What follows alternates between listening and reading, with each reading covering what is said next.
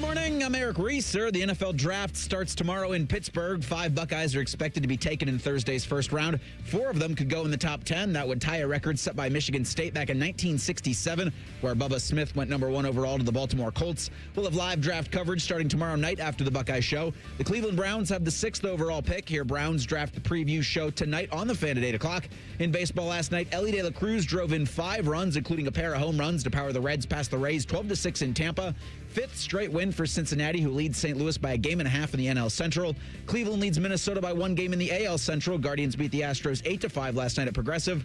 And in the NBA, the Sixers tied their first-round series with the Celtics with a 111-91 Game 2 win in Boston. This update sponsored by Germain Toyota. For unbeatable service and sales, visit Germain Toyota on the corner of I-70 on Bryce Road or online at germaintoyota.net. Your morning just got more interesting. Distilled and barrel-picked for your listening pleasure.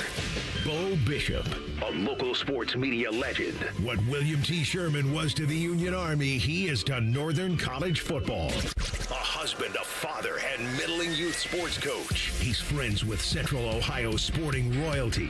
I'm talking to Ohio State Athletic Director Ross Bjorken. Coach Day walking on with us right now. Good to see you, buddy. Good buddy, Austin Ward. My good buddy, Tim May, the Tim May Show. The great Doug Lavery is joining us. Hi, everybody. Dom Barry here. Oh, Reese came in and he handed me papers. Yeah, and then it's a rundown. And then he said, "You see that button? That's the only button you need to worry about. Don't touch. There's 8,000 buttons in front of me." Oh, I didn't know what he was talking about. The one that says on. We blew the budget on this imaging, and only 2 guys answered our ad on Craigslist. Ryan Baker and Eric Reeser. Act accordingly. You're now listening to Bishop and Friends. Bishop and Friends is sponsored by Diamond Seller, your true jeweler for over 75 years. All right, let's do it live on a First Friday Miracle edition of the program. Bo the boys with you for the next 3. 10 o'clock, we'll get your higher and your lower. 10:30, Jake Trotter going to stop by, as is customary on a First Friday. A little, hey, guys, your time to get involved with the program. That is coming up at 11 o'clock. Our good buddy Mike Petraglia down in Cincinnati on the Bengals' big move for Dexter Lawrence and what it means for that franchise, other than clearly all chips have been pushed in. Get your officially endorsed as well at the end of the program around 11:48. Yesterday, I was in the school drop-off line, and I was listening to T-Bone and Tyvis and DG, and I was hearing them discuss some comments from Josh Pate in regard to Oregon being a new rival for Ohio State. And he made a pretty good case about the similarities in the program. It's in Dan Lanning being kind of the new Ryan Day, and that it's time for him to win the big one the same way there was pressure on Ryan to win the first one. And it got me thinking a little bit about a couple of things. Number one, what games are most important to you next season on the schedule? And then number 2, what makes a rival? How do you make a rival? And can you just do it with anybody? And so then I started to think, well, we've always had things on this program that we've talked about that are required for you to be a rival. And so then let's flesh those out a little bit. And so one of the things that I think is critical for you to be considered a rival is you got to take something from me. There has to be, when I lose to you, my season is lesser. You have to, when I have a lot on the line, you got to take something. Michigan did this in the 90s. We did it to Michigan in the 70s. We've done it to Michigan recently. They've done it to us. Like, you have to take something from me. That's your jump. That, to me, is the jumping off point. The second thing I think that's really critical is the 2 programs have to be on equal footing. So you have to be in a situation where you look at them and go, yeah, they look a lot like us. Similar talent, similar expectations, all of those things. Which goes to the third thing. You have to aspire to the same things. I've always considered Penn State to be the second biggest rival on Ohio State's schedule. I can't do that in good faith anymore. Penn State doesn't aspire, or didn't under James Franklin. Penn State did not aspire to be what Ohio State is. They aspired to be less. They didn't want to play.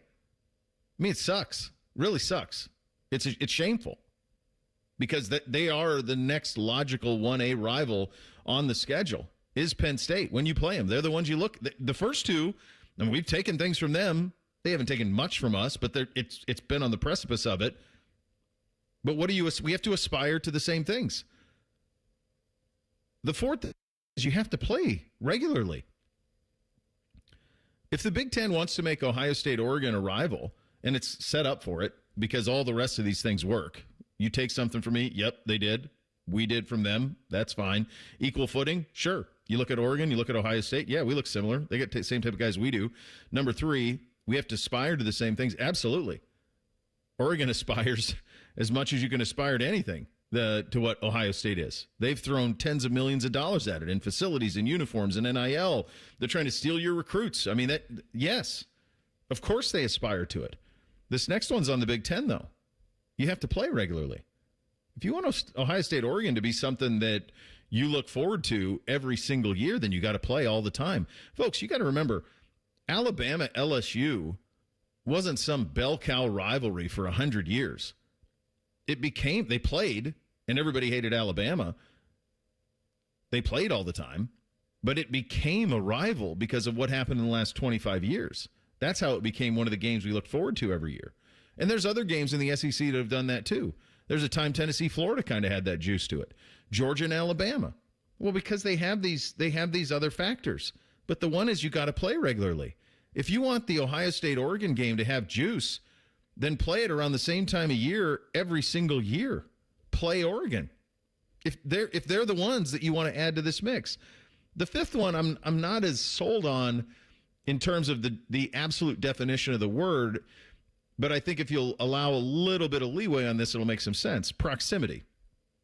So it helps. Again, this goes back to Penn State. It helps that we share a border with Pennsylvania. That's kind of an easy no-brainer. By the way, we share one, unfortunately, with Indiana. So that they check a lot of these boxes if they continue on the path that they're onto. And we'll get to them in a second. You can talk me into, despite it being 3,000 miles away, Oregon having proximity from the sense that at least they're in the conference. So there's conference proximity in that you share a conference. But those are the things that matter.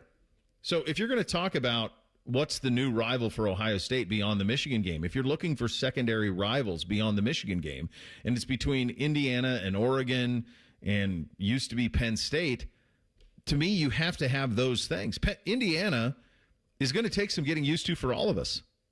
It just is. Despite him going 14-0, despite him winning a national title, despite a Heisman and a number 1 pick and Google me and all of these things, it's still hard because you've got a century and a half of just beating the living breaks off of them. And so this is nouveau riche with Indiana. We got to get used to it. They're crashing the party. And they might be the answer to this question. They might check all of those boxes. Can they have longevity? Can they do it with multiple coaches when Cignetti goes? Because Oregon's done that. And I think that's why Oregon is the most likely of the teams that we play regularly that can kind of check these boxes now. So I think he's probably right. Will it ever be as fierce as Ohio State, Michigan? No. But Alabama, LSU isn't as fierce as Alabama, Auburn. And it's still great. And I think the Big Ten can go a long way to make sure that you have these appointment games on the schedule simply by scheduling them. I think as long as Ohio State, and this is beholden to the other members of the conference, as long as Ohio State's trying to help prop up the rest of the Big Ten, and they're not doing it by themselves, I mean, the other schools within the conference, then you're never really going to have that anymore. The regionality of it's dead. You know, as long as Oregon continues to be the program you're matching yourself up against every single year, the recruits you're going after aren't the guys you're losing to Penn State. Outside of maybe Chaz Coleman here and there, aren't the guys you're losing really to Michigan. They're the guys you're losing to Texas, and the guys you're losing to Oregon. And so those become the rivalry because the other schools in the Big Ten just simply aren't doing their job. And for Penn State and their decision to be unrivaled, truly, and the Big Ten allowing that to happen, along with forcing Ohio State to play the Rutgers and the Minnesotas and just unserious football. I shouldn't have used Minnesota in the same breath as Rutgers, but other unserious programs in the conference while also having UCLA as part of this thing and USC as part of this thing. And you hope for those schools, but if they're not doing their job, there's no hope, in my opinion, for Ohio State to have conference rivalries like they used to. Similarly with the SEC, but I think more so in the Big Ten because there is such program apathy with a lot of schools, not Ohio State and Oregon. And Indiana for the flash in the pan that it might be. This is one of the problems in the way we've constructed college sports now with these bigger conferences and expansion and more money, is you don't get some of these games you used to every year. And I'll take it a step further in looking at basketball. You don't get the home-and-home rivalry. And I think this has maybe affected Ohio State basketball It has. a little more than football, because you used to have something with Michigan State and Wisconsin and Indiana, and, of course, the built-in rivalry with Michigan. And now when you only see those schools once a year, it has ruined things as far as that rivalry aspect. And that's so much of college sports, right? Is we are better than you, the North is better than the South, and the rivalry aspect of that, and the pride because you went to that university or that university is in your town. It's funny, as we talked about this yesterday, Bo, and I was starting to think about it a little more. We still don't put Indiana in there, and it's just because there hasn't been a track record. If you get another a year or two of Indiana, then yeah, you're there. But are you going to be playing the Hoosiers every year? That's going to stink. If Cignetti continues to do what he does and Ohio State doesn't have them on the schedule every year, we've had Oregon so far. But if Oregon goes off the schedule for a while, that's going to diminish what this rivalry could be. And I think there could be a great rivalry with Oregon because they are someone who's on the same playing field as you. And Dan Lanning is a coach that can be maybe unlikable to some. So all the ingredients are there. It's just, is it going to continue? It's on the league, and it's on the programs. The problem I think we have with Indiana is they didn't beat you for 37 years. Yeah. They're losing his team in Division I. So, They have to stack a decade of it, and they won't. They're real. It's the greatest. It's probably the most impressive thing that I've ever seen in college sports, what he's done at Indiana. I will not minimize it. I will not. It's nuts. It's just going to take some getting used to for me to wrap my head around the fact that I got to deal with this. This schedule that Ohio State has this year should be the mirror schedule every single year. Every year. You should but Penn State should be on there. If you don't play USC, fine. But you should play Oregon every year. You should play Penn State every year. That's what this conference has got to get right if you want to talk about these rivalry things, which gets us into what we're going to get into coming up next. How difficult is this Buckeye schedule for this season? And we're going to rate the 5 games most important to us. We will do that coming up next. Bishop and Friends, right here on The Fan. We know everything about you. We know you love the Buckeyes. We know you love the Jackets. We know you're wearing a red shirt. I just freaked the hell out of someone. The Fan. Most people don't think about their garage door until it stops working. Hi, I'm Tommy Mello, owner of Don's Garage Door Service. A noisy garage door is a cry for help.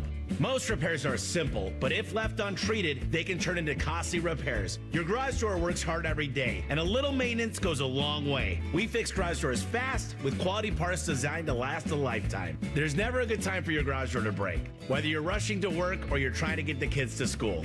We know how much you rely on your garage door. That's why we offer same-day repairs, because life doesn't wait, and neither should you. Over 90,000 5-star reviews don't happen by accident. They happen by putting people first. Fixing your garage door is what we do, but making your life easier and your home safer is why we do it. Families trust us because we deliver, and we'd be honored to earn your trust too. From repairs to upgrades, call Don's Garage Door Service today. Care Heating and Cooling. Honest technicians, honest pricing. Call 1-800-COOLING. What's up? It's Matty Ice. Shed those winter blues and spring into a brand new 2026 Chevrolet Trax at McDaniel GM Superstore in Marion. This month, you can lease a 26 Trax for as low as $179 a month for 36 months with $3,998 due at signing, or purchase for as low as $315 a month for 84 months with just $1,000 due at signing. Terms and conditions apply. See dealer for details. McDaniel GM Superstore just off Route 23 on 95 in Marion, or visit McDanielGMSuperstore.com. Chevrolet. Together, let's drive. I love Right Pack Credit Union because they're solution driven. I feel valued as a member. They're focused on the latest technology and the personal connections. Experience benefits that go beyond banking with Right Pack Credit Union. Just ask our actual members. I definitely recommend Right Pack to all my family and friends as a credit union of choice. Visit one of our Columbus area Right Pat Credit Union member centers near you. Based on individual members' experiences, results may vary. Is 2026 the year you achieve your health goals? The Good Feet store wants to help. Trade in your bad feet for good feet. We want to help you walk, run, exercise, and play in comfort this year. Visit the Good Feet store on Polaris Parkway near the Polaris Mall or on Stringtown Road in Grove City. I'm Leslie from Pella Columbus. And I'm Wilson from that other window place. Wilson, what are we wearing? Lie detectors. Anytime a lie is detected, we get a little shock. All right, let's try them. So, Pella was rated by homeowners as the leading window brand here in Columbus. Nothing? Okay. Well, our windows can change the look of your home. Ow. This thing sometimes shocks you when you tell the truth. Ouch. It's okay. I'm having fun. Get the windows that can change the look and feel of your home at PellaColumbus.com. The Reds are on the Fan's family of stations all season long. If you don't listen, Terry Francona will ride his scooter to your house and yell at you. Your home of the Reds. The Fan 2, and the Fan 3. Hello, it's John Kozik, founder and president of TurboTrack Realty, and I buy real estate as is fast for cash. Give us a call today for an all-cash offer at 614-470-2000, 614-470-2000. I buy vacant properties, inherited homes, divorce situations, death in the family, apartment buildings, commercial properties. I even buy my tenants won't pay me the rent houses. Give us a call today for an all-cash offer at 614-470-2000, 614-470-2000. This is Lieutenant Governor Jim Tressel. If you're driving and take a quick glance at your phone, more can happen than you might think. Because taking your eyes off the road for even just a moment means you could miss everything happening around you. Don't let those few seconds take your attention away from what's right in front of you. Phones down, eyes up, Ohio. Fan weather. From the Logan AC and Heat Services Weather Center. We will see mostly cloudy skies turn more sunny throughout the day today, with highs topping out in the mid to upper 70s, but we'll also see a chance of showers and thunderstorms the second half of the day. As we go into tonight, partly cloudy overnight with lows in the mid 50s, and then for Thursday, a beautiful day ahead with plenty of sunshine and highs in the low 80s. For the Fan, I'm meteorologist Meredith Garfalo with the 10 Weather Impact Forecast. The two most mature people working at the radio station. And that's just because they wear pants. The pervert and the skivvies. Rothman and Ice. Weekdays at noon. The Fan. The perfect show for quarter zips and khaki shorts. You're listening to Bishop and Friends. So you take a look at this schedule, which, by the way, top 5 schedule in the country. I saw Bill Connolly. We said Bill on quite a bit.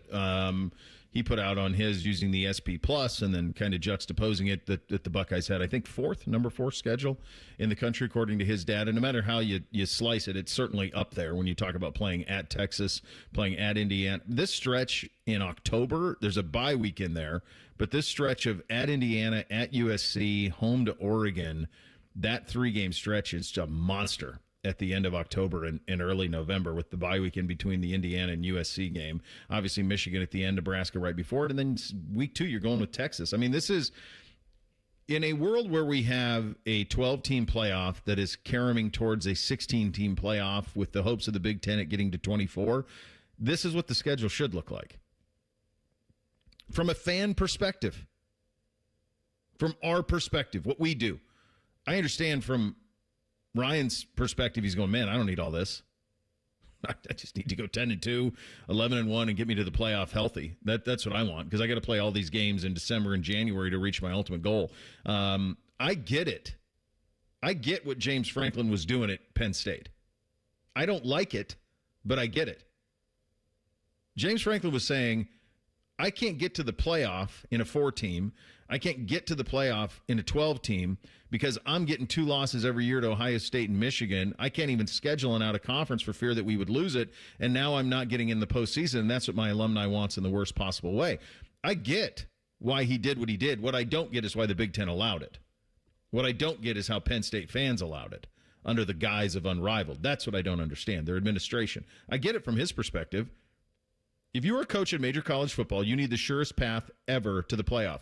Do I think that one of the things that's factored in the SEC, not having teams in the College Football National Championship the last 3 years, is that since expansion they played all the hits? It might have. You play that many heavy leverage games. That first year that Texas was in the SEC and they played Georgia, and they played everybody that year one in the SEC. Georgia played Texas and Alabama the first year that those two schools were in the SEC. Those are haymaker programs. You're going to take a beating. So I get it. I think there's some validity to that. But at the same time, from our perspective, I want this. I want all of this. So we were tasked with the 5 most important games to us personally on this Buckeye schedule, 1 through 5. And this kind of dovetails into the rivalry conversation. And I think that we're on the right path in terms of right now, Indiana and Oregon. With Oregon a slight lead just because they're a little bit more established over a longer period of time, although they haven't reached the ultimate mountaintop of winning a national championship. They've played for it a couple of times. And they're consistently in the mix. And they have these other boxes that we're checking in terms of you have to take something from me. They have. They've beaten us 2 out of the last 3 times. Equal footing. Yep, absolutely. You look at them, they look just like you. You have to aspire to the same things. They do. They aspire to the same things you do. Play regularly. Well, now we kind of do play them pretty regularly. So they kind of check all of those boxes. What is your 5th most important game on this schedule from your perspective, Reese? All right. It's Texas on September 12th. Get-in price right now at ESPN for that game is $477. Out of conference, second game of the season. You don't have to win that thing.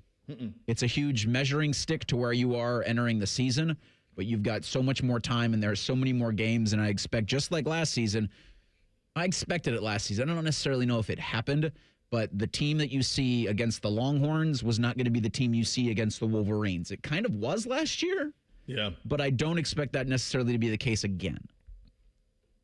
Bake, who do you have at 5? I understand the out-of-conference part there with Reese about Texas, but it's still Texas. I have number 5 here. For me, is the game October 31st at USC. Just because that helmet and those uniforms still mean something. And maybe, just maybe, they're on the right path to getting back to prominence. But I just remember those games in the past against USC and how big they were and how much they meant. And that brand still carries weight. So this is the 3rd highest priced ticket currently, according to ESPN, on the schedule at $301. Get in at the Coliseum in Los Angeles. I, too, have USC at 5. I have SC at 5 for a lot of the reasons that you mentioned, Bake. And part of that could be I'm not very threatened by them as it stands right now, but it's a beautiful uniform matchup, and my hunch is you'll come out of it just fine. So some of this is semantics a little bit. Who do you have at number 4, Reese? I have Ohio State's early October trip to Kinnick against the Iowa Hawkeyes. Oh, baby.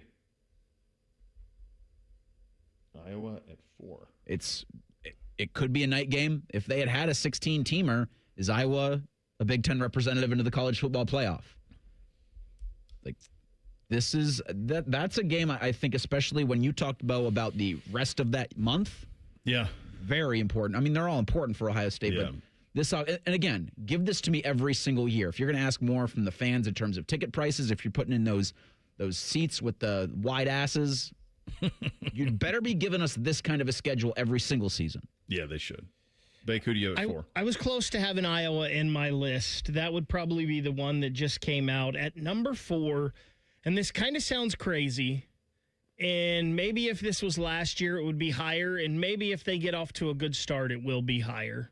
But I have Indiana at number 4. And the only reason I don't have it a little higher is I just feel like the Hoosiers take a little step back this year. I don't think they're competing for a national championship this season. So I have Oregon 4.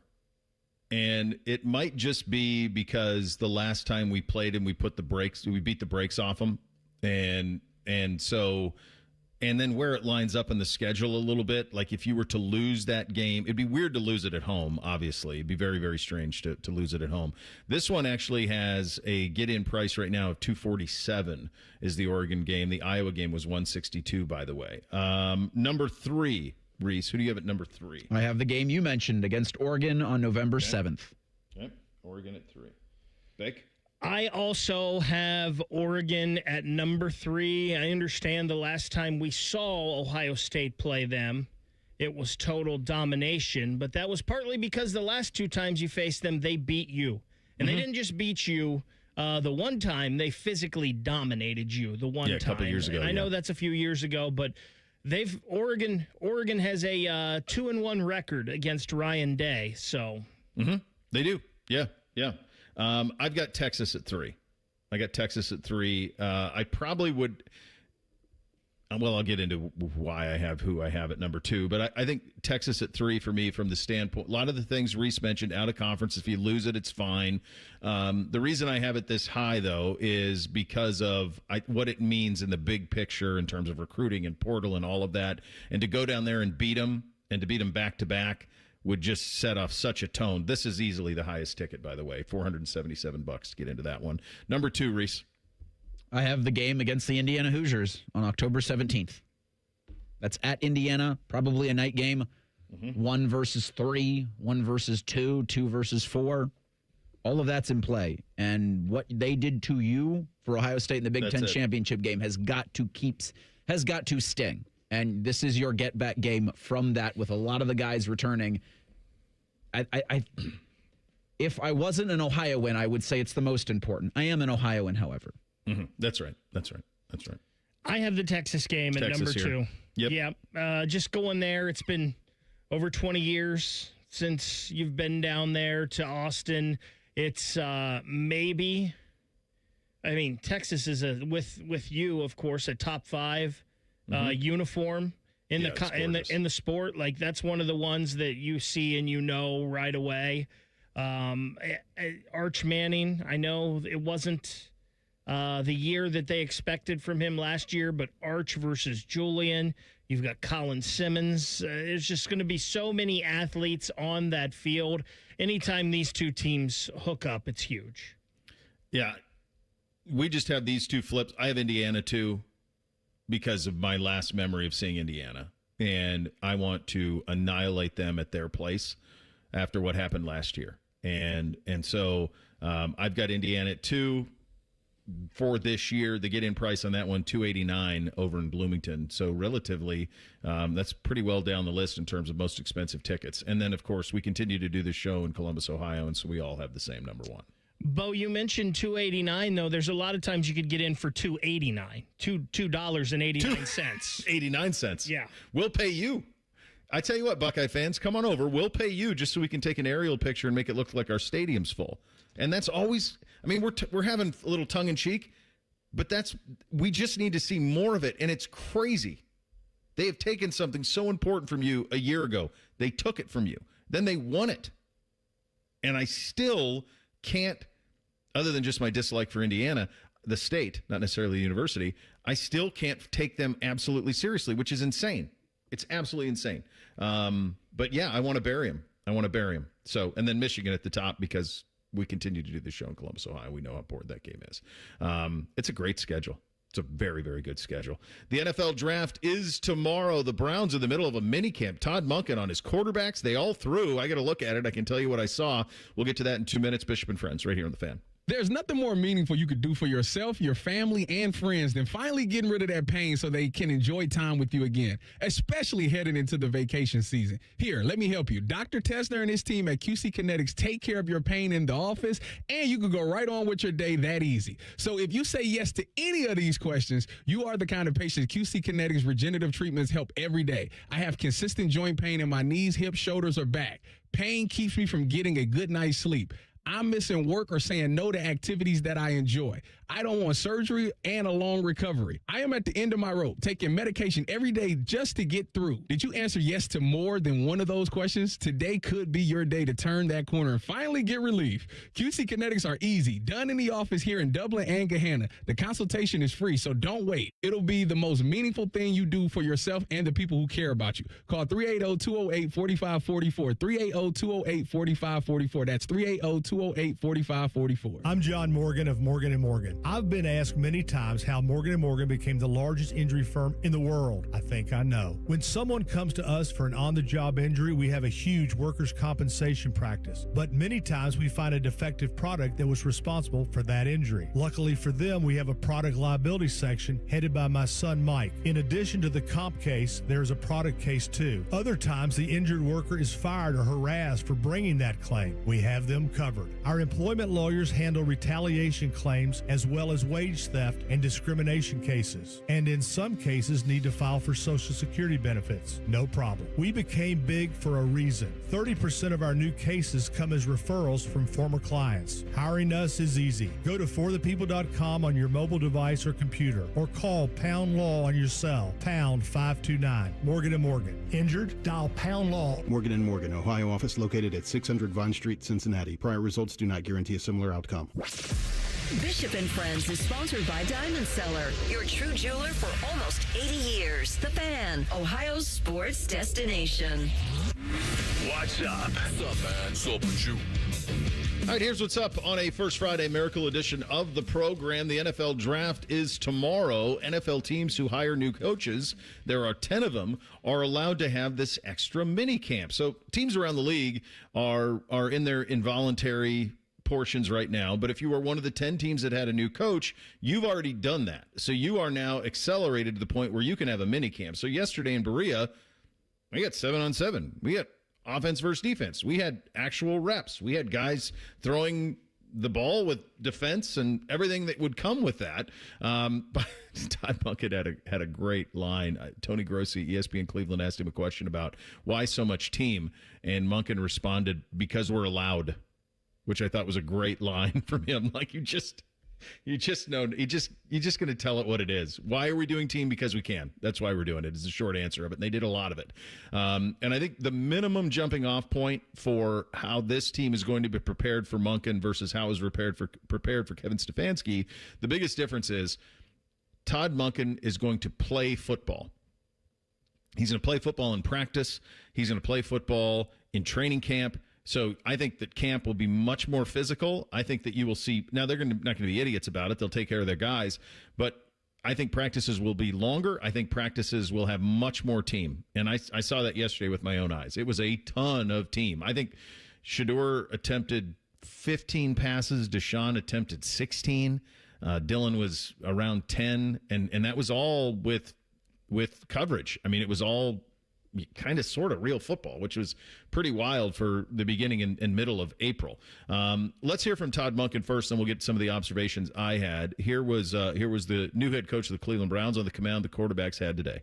Well, I thought they were in command. I never felt at one time like they were lost. I thought all the work they'd put in, the last couple of weeks leading up to today, Coach Pacheco did a great job with them, prepping them. Coach Baker, Ian, those guys with the quarterbacks to prep them. Everything from the meeting rooms, again, to the walks to here today. To me, that's the start of it. The start of it is how we function, how they lead. Is there a belief system in who has the ball in their hands every play? Yeah, I thought they really looked good. I do think that for now they're phrasing it as like a three-headed quarterback competition. I don't see any scenario how it could be.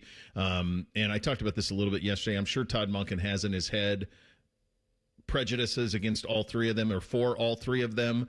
And so there's going to be a pecking order in all of these things. And I just don't see a scenario how you're going to go into camp with three. Go ahead, Reese. Speaking of heads, have you ever seen cameras on quarterbacks' heads this early on? No, well, I didn't even see it at all last year. That's an interesting wrinkle. Yeah, so what Reese is referring to, they had mounted GoPros, I assume GoPros or some camera similar on helmets. And you guys remember when I was talking about the Florida State facilities and I put that picture up of that indoor giant screen that they had where they put a guy with a VR headset and then he's able to basically what it allows for you to do is to watch film while you're in the film. Does that make sense? Filmception. Yeah.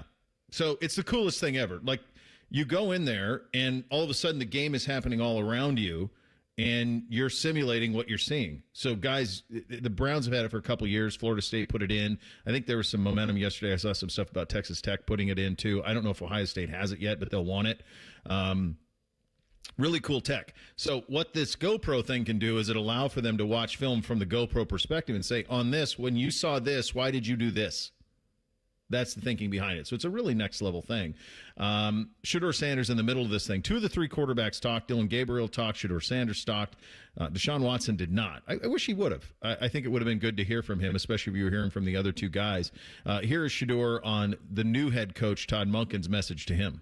Coach just spoke life into me, and then like when you do that, then you just get the best result for me. Honestly, like that's what you get. So he like I was here one day, and he was like, "Well, if you wanna be the best quarterback you wanna be, then you gotta do that on a daily thing, on a daily regimen, on daily time." So that's what clicked for me, and then I was like, okay, I need to improve this area, and it's just one step at a time. You gotta do this, you gotta do this, you gotta do this, and you keep adding things as you start getting momentum and everything. So I think it's just having coach, just talking to you, like I think that's it, just a relationship. I'm a relationship-based person, so I take relationships extremely serious. All right, you guys, let's play a little game. You guys can you can treat me like I'm a Browns beat reporter in terms of what I saw yesterday. Physically? Well, not physically. Because there are times, but I'll tell you as a fan. Be nice. At Cleveland media. Treat me like old Jake Trotter when he was on the beat. What's wrong with you? For this, there's going to be a three-person quarterback competition in the fall. After watching yesterday, how confident are you that it's going to be those three quarterbacks in the fall? I think we'll see what they do in the draft. Like if they draft a player, then I don't think all three of these guys are there. To me, it feels like from what I saw yesterday, and it's one day, and Todd said, "Look, don't make a big deal about this," and everyone's going to. But like I said, they're prejudiced. There are things that you believe, and this was a Deshaun Watson goes first day. Now Shedeur went first a little bit too. I can't recall if Dylan ever did. Shedeur went it a little bit, and Deshaun went the most. So if I were to say after one day, on just an observation of one mini camp day, I think that it's between Deshaun Watson and Shedeur Sanders, and that Dylan Gabriel is kind of what he was drafted to be, which is a plug and play if there's an injury guy, and a backup who could potentially be a backup on a really, really manageable contract, who, if you're in a spot, has the answers to the test, but can go in and play. I thought Dylan pressed a little bit. He had a couple of picks yesterday, and I thought he pressed. Like, I think he was trying to throw the ball down the field, and that's where both of his interceptions came. So you just took one of them out of there, I feel like. Of the two, Deshaun and Shedeur, who looked the best? Deshaun. Yeah. I mean, he looked great. He looked like he was in great shape. He's bigger than the other two, considerably bigger than Dylan. I mean, he's 6'3", 220.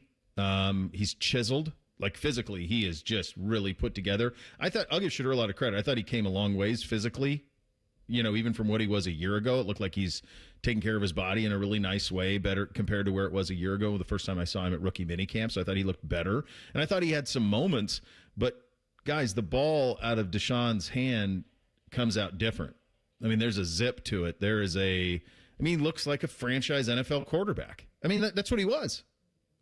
But it's been since 2020 that he's played regularly. It's been forever.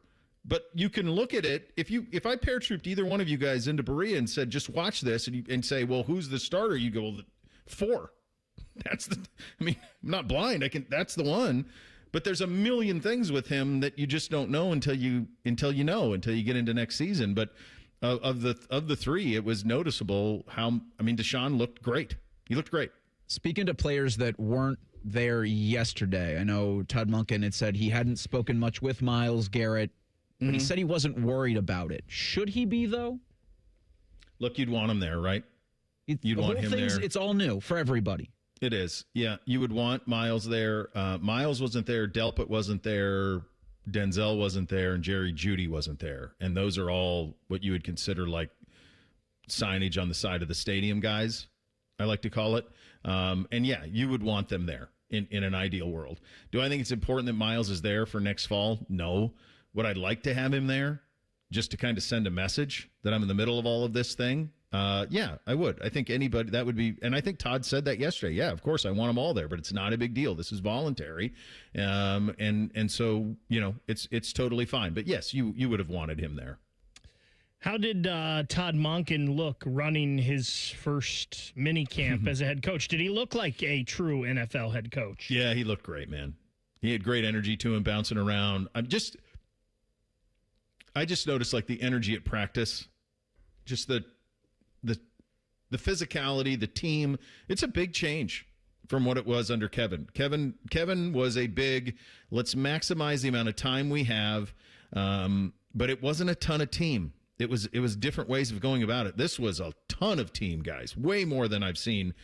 I'm trying to think back. I'm trying to remember Todd had a great line about 2019 when he was up there as the offensive coordinator. He says, "I'm glad I don't remember much about 2019," which is a funny line for him. Let's just say some of the things Freddie Kitchens did, Todd Monkin would not have done. So I think that there's some of that it looks like a guy who is in his early 60s who's waited his life to be a head coach and is just excited as all heck to be there. I'll tell you one other thing that's pretty amazing. He got through that entire press conference, and I know you cut it up or somebody cut it up, Bake. You guys certainly had it, put it in the show. He got through that entire press conference without cursing, which for him, I've never seen. He's waiting for the regular season. Yeah. I've never seen that before. Must have thought day one went well. Yeah, I guess. But no, it was cool, and it's cool to see real football. And Deshaun looked good. Shedeur looked good. Had some moments. Shedeur did have one interception on kind of a go on the sideline where the corner made a nice play on it. But yeah, Deshaun looked really good. So we'll see where all of this goes. We'll get into sports last night coming up next, including do I have to start paying attention to baseball? Are the Reds forcing my hand? We'll get to all of that coming up next. Bishop and Friends right here on The Fan.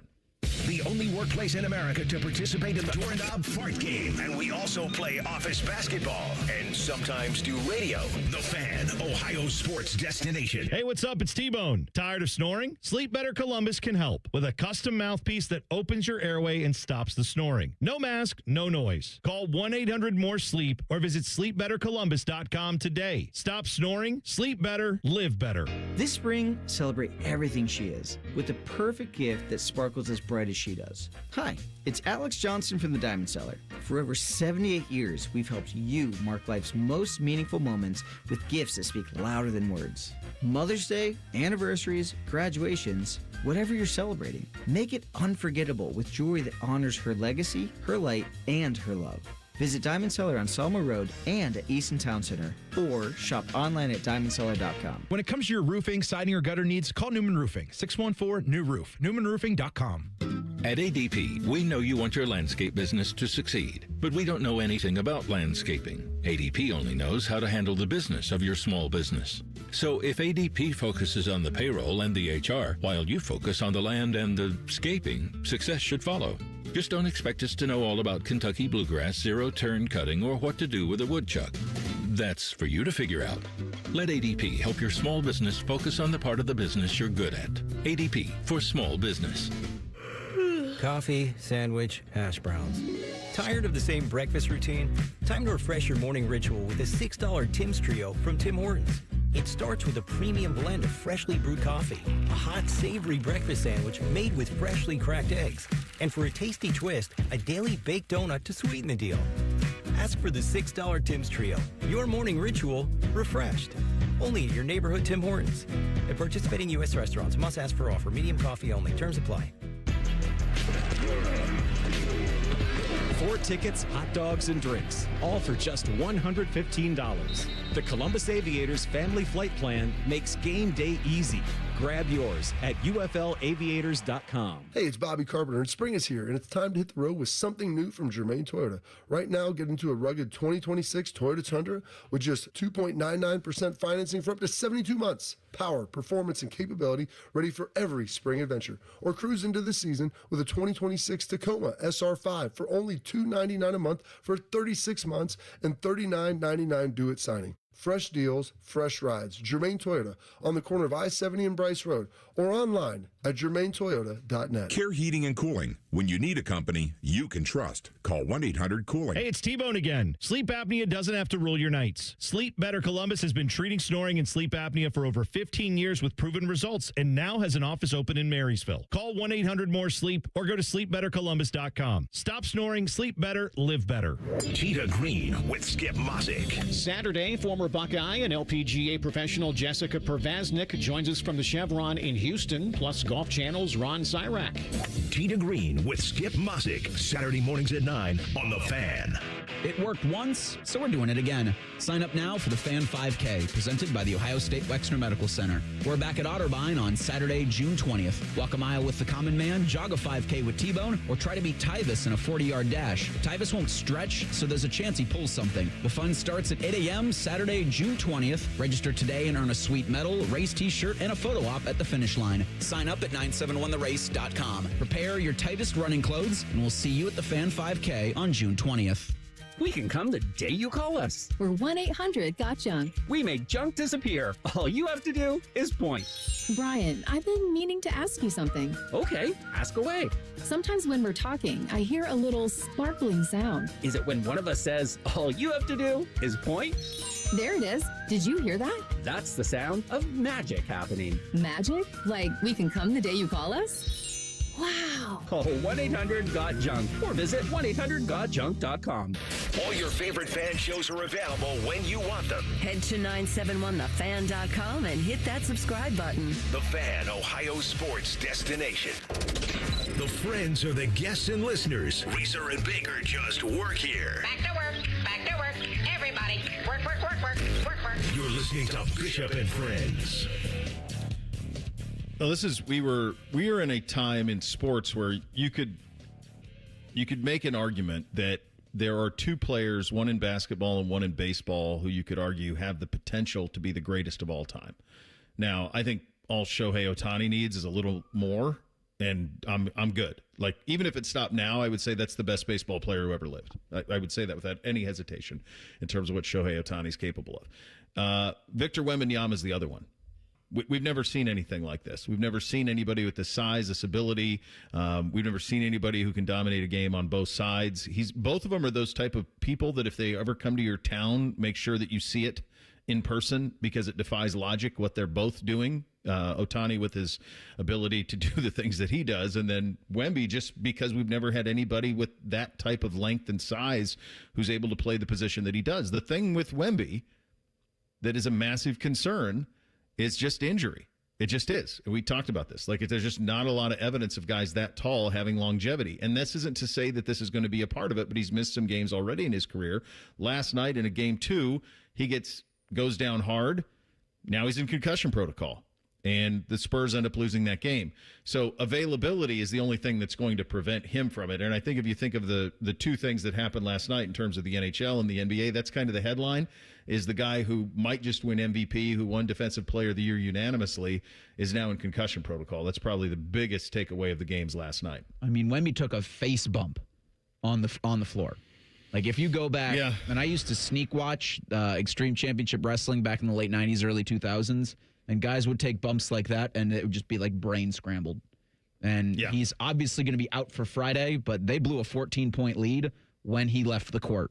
Mm-hmm. The Spurs did. And Scoot Henderson and the Portland Trailblazers have a huge opportunity as long as Wemby is out of that lineup because he's everything to San Antonio. Mm-hmm. I saw somebody on social media put it like this last night. We've seen guys on grass with helmets on go down like that and end up in concussion protocol. He did it with nothing on his head on a hardwood floor. Yeah. There's nothing protecting that but your cranium. No. The other thing that I'll mention on the hardwood is somehow the Lakers are up 2-0 on Houston. This is a 4-5 series. No Luka, no Austin Reeves. 41-year-old LeBron James last night played 39 minutes. He scored 28 points. He had 8 rebounds and 7 assists. He is 41 years old. Just register that for a minute. This is stupid. Yeah, last night was pretty bonkers in the association. Man. 3 games that you're like, I didn't have that. Like, to be up 2-0, and he's still, can be the best player in an NBA series against a 53-win team? I mean, it's crazy. We talk about it a lot, and we all hate it in the NBA with the load management. Yeah. He's the one player that maybe, and he's been doing it for a little while now, unfortunately, but at 41 years old, he's the one player that maybe you can say it's okay for, and maybe that's why he can do what he's doing right now in the postseason and give as much as he can because of that? Was he the one that really kind of brought attention to it all? He's the first one who started doing it. Yeah. In fact, no way to prove this, but there was always rumors. The first year he did it was back in Cleveland. You remember his first year back in Cleveland? He took like the month of January off. Yeah. And there was always this, basically the month of January. I think it was the month of January. And there was all of this thought that because he was trying to get his hair sorted out.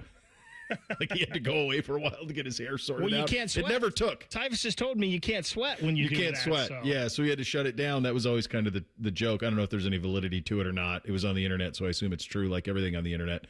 But yeah, by the way, it never took. For all of the things, like the hair transplant for him just never took the way that he wanted it to. Can't have it all, though. No, damn near does. Damn near does. To play that well at that age doesn't make sense. We're marveling at this, but maybe we should hate it. Because if we hate load management, we don't want it to work. So maybe we should really despise this. I think he's the exception. I think he's the exception in everything, Reese. Right. He's the one exception in this. When I look to other guys in the league and I look to other teams, it's an absolute no way, shape, or form should be load managing during the regular season. But for LeBron James in his 40s, while he's still able to do this during the playoffs, everybody else, you got to show your work. LeBron has to show no work. Not at this point.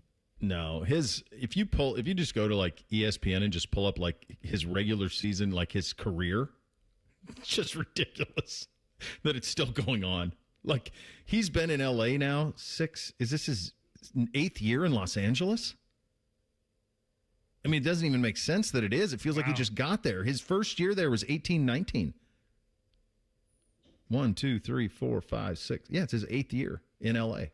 That's kind of crazy. It's nuts that he's been there that long and that he's still able to do that. They're up 2-0. Do I need to pay attention to the Cincinnati Reds? America's team, Bo. It's America's team. I'll say they're the hottest team in baseball because bleep the Chicago Cubs. Who had a rat. Did you guys see that rat in Chicago? No, at Wrigley? Yeah. It was running along the dugouts there. Decent-sized rat. I told Fish, I said, he needs a BB gun. That'll sort that out. It is Chicago, right? I mean, probably happens quite a bit. 1,000 years old. It happens Makes quite sense. a bit. It's a big rat. If you Google it, it's a good-sized rat. So is this real, Bake? These are your boys. You're in your Reds gear today. Is this real? I think it is real, Bo, and here's why I think it's real, the pitching. Mm-hmm. I think the bullpen, I know they had a rough 9th inning last night, but the bullpen is statistically the best bullpen so far this year in Major League Baseball. And their starting pitching, while it hasn't been extremely good because Andrew Abbott has struggled a little bit, and he's your supposed number one right now, and Brady Singer's had a couple bumps in the road. Rhett Lauder and Chase Burns have been absolutely dynamite, and they haven't even played a game yet with Hunter Green or Nick Lodolo. Neither of them has pitched a game yet. So, and the offense has been pretty bad. They had a great game last night. The offense has not been really good. So you would have to think even if they get to average on the offense here, it's going to uptick. And Sal Stewart's probably going to win the Rookie of the Year. This kid is legit. And Ellie De La Cruz hit 2 home runs last night from the right side of the plate. He's already got more home runs this year batting as a right-handed batter than he did all of last year. So your Rookie of the Year in the American League might be Chase DeLauder. Sal Stewart might be the Rookie of the Year in the National League. That's pretty cool. Very cool. DeLauder's been awesome. Austin Hedges, when he catches, the Guardians are 9-0. There you go. So our All-Ohio World Series, we are slowly inching closer towards. I'm never going to love it the way that I used to. It's just I'm too far gone. But if they can both be good this summer, that's a win for everybody. Like that's a fun thing to just kind of have on. Baseball is the perfect in the background sport. Yes. Reese, you know this. Terry Francona is a heck of a manager. Yeah. And it feels like he has done wonders in year 2, like having a full offseason with this Reds team. It sure seems like that's helped a lot. Yeah, certainly has. Second hour of the program coming up next. Jake Trotter coming up at the bottom of the hour, 10:30. We kick it off a little higher or lower. Big Ten Spring Power Rankings. Oh, baby. It's coming up next. Bishop and Friends right here on The Fan. Common Man, a radio veteran, has a large hemorrhoid. Timmy Hall, a good, clean boy, moonlights as man's hemorrhoid. Common Man and Timmy. Weekdays at 3. The Fan. Performance matters in intimate moments. Don't let ED ruin them.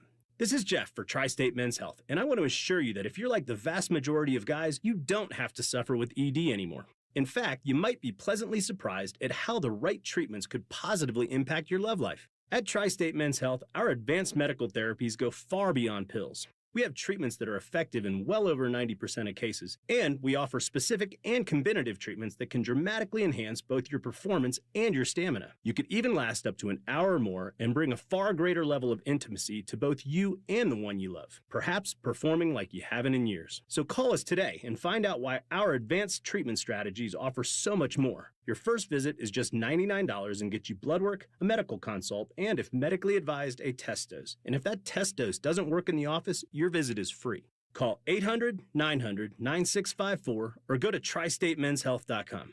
Tri-State Men's Health, advanced medical science to improve men's lives. Jake from State Farm. I just beat my running PR, so I'm celebrating with the Banana Bonanza smoothie. Hey, and you can keep celebrating when you create an affordable price just for you by bundling your home and auto with the State Farm Personal Price Plan. Go bananas. I will. Hey, make it a large. Bundling, just another way to save with the Personal Price Plan. Like a good neighbor, State Farm is there. Prices are based on rating plans that vary by state. Coverage options are selected by the customer. Availability, amount of discounts and savings, and eligibility vary by state.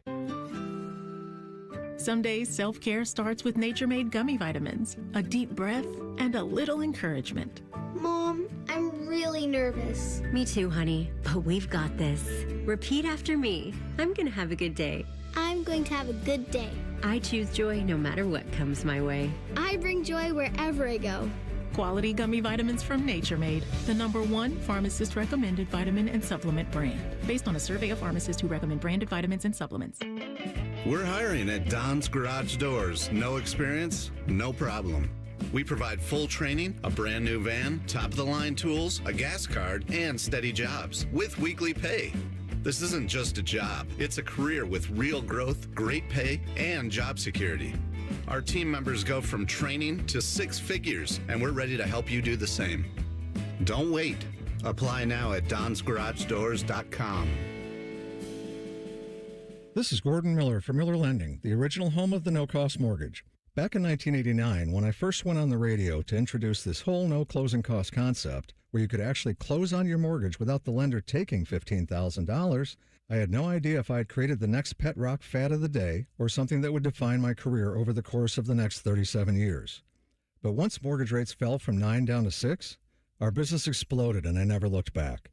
You see, a no-cost loan is the only consumer-friendly mortgage where the homeowner actually holds all the cards. Short funds to close, eliminate thousands of dollars in closing costs. Rates are now down almost 2% from the peak, but you're holding off due to the cost of a refi? Not anymore. So let's start you down that path of eliminating closing costs once and for all and keep that money where it belongs, with you. 877-9-NO-COST. That's 877-9-NO-COST. Or simply apply online at nocostmortgage.com. Miller Lending is an equal housing lender and MLS number 250-2146. Hey, what's up? It's T-Bone. As a longtime homeowner, I know how it goes when it comes to things that need to be fixed around the house and you just haven't gotten to them. Like maybe that leaky faucet that always has a drip. You think about it, but you never take care of it, and now it's just a part of the house. It's character. Maybe it's your windows that are always sticking and you can't get them open. So you just don't think about it. Who cares? Except now the weather's nice. You want to open the windows, and again, you can't because they're not fixed. Get new windows from Window Nation. They've made it easy to get top-quality custom-fit windows with their The More You Buy, The More You Save sale. You could save up to 50% off all your windows. Plus, you could get them with 0 interest for 5 years. Did you know investing in your home is actually one of the best investments you can make, especially in uncertain times? Experts report that windows retain 80% of their value. Energy-efficient, beautiful windows from Window Nation with great deals going on now. Schedule your free consultation at windownation.com. Welcome to the Ohio Lottery's Made from Scratch show. Today, I'm sharing how you can make dough from scratch. We're adding a dash of fun and a sprinkle of luck. Now, let's get cooking and see what we've got. And voila! A fresh batch of Ohio Lottery $5 scratch-offs. Nice. Play Aces and Eights with over $20 million in cash prizes and a top prize of $150,000. Players are subject to Ohio laws and commission regulations. Play responsibly. Broadcasting live from the McDaniel GM Superstore Studios, driving excellence since 1916. Chevrolet. Together, let's drive. WBNS HD1 Columbus. Good morning. I'm Eric Reeser. The Red Hot Reds are one of the hottest teams in baseball. Red Legs ripped off their 5th straight win last night in Tampa, a 12-6 win over the Rays. Ellie De La Cruz drove in 5 runs to power Cincinnati to a 1.5 lead over St. Louis in the NL Central. They'll look to break out the brooms on the Rays today at 12:10. As for the Guardians, Cleveland beat Houston 8-5 last night at Progressive. Rubber match in the series is at 1:10 today. Guardians lead the Twins by 1 game in the AL Central. In the NBA, the Sixers tied their first-round series with the Celtics with a 111-91 Game 2 win in Boston last night. Philly's going to host Game 3 on Friday, and the NFL Draft is tomorrow night in Pittsburgh. The Raiders have the number 1 overall pick. The Browns have the 6th selection. You can hear Cleveland's draft preview show tonight on The Fan following the Buckeye Show. This update is sponsored by BMI Federal Credit Union, voted best credit union for the past 8 years in a row by CBUS Top Picks. Visit bmifcu.org to learn more. When General Sherman marched through Georgia, he was listening to this show. Use your skills for good, young warrior. This is Bishop and Friends. All right, second hour on a first Friday. Time to get your Hey Guys questions into the fellas at 971-BFS. We'll also take those on the YouTube chat as well. We kick off the second hour with a little higher, lower. Hit it, fellas. Bishop and Friends present Higher or Lower. Oh, come on. Let's go. That's the new Big Ten on CBS music. That's right. To the SEC conference, I say to you. Well, first off, it's just the SEC. This is Big Ten's music now. Y'all can kick rocks over on ESPN. Big Ten's with CBS, baby. Nick Costco at On 3 helped us out in a big way with his Big Ten football power rankings during the spring. As most programs have wrapped up their spring with the spring game, I think Indiana's is tomorrow night. Oh, yeah. But most of the 18 Big Ten teams have put a bow on the spring. Actually, now that I'm reading this, because reading is important, kids, he's referencing ESPN's Big Ten power rankings. So if you're mad at this, blame ESPN. But the obvious number 1 on this power rankings is Ohio State. At number 2, Oregon. At number 3, Indiana. Higher or lower for the Hoosiers at 3. So you can't play the nobody respects us card if you're going to be number 3 when you have as much to replace as they do. This is going to come down to Josh Hoover.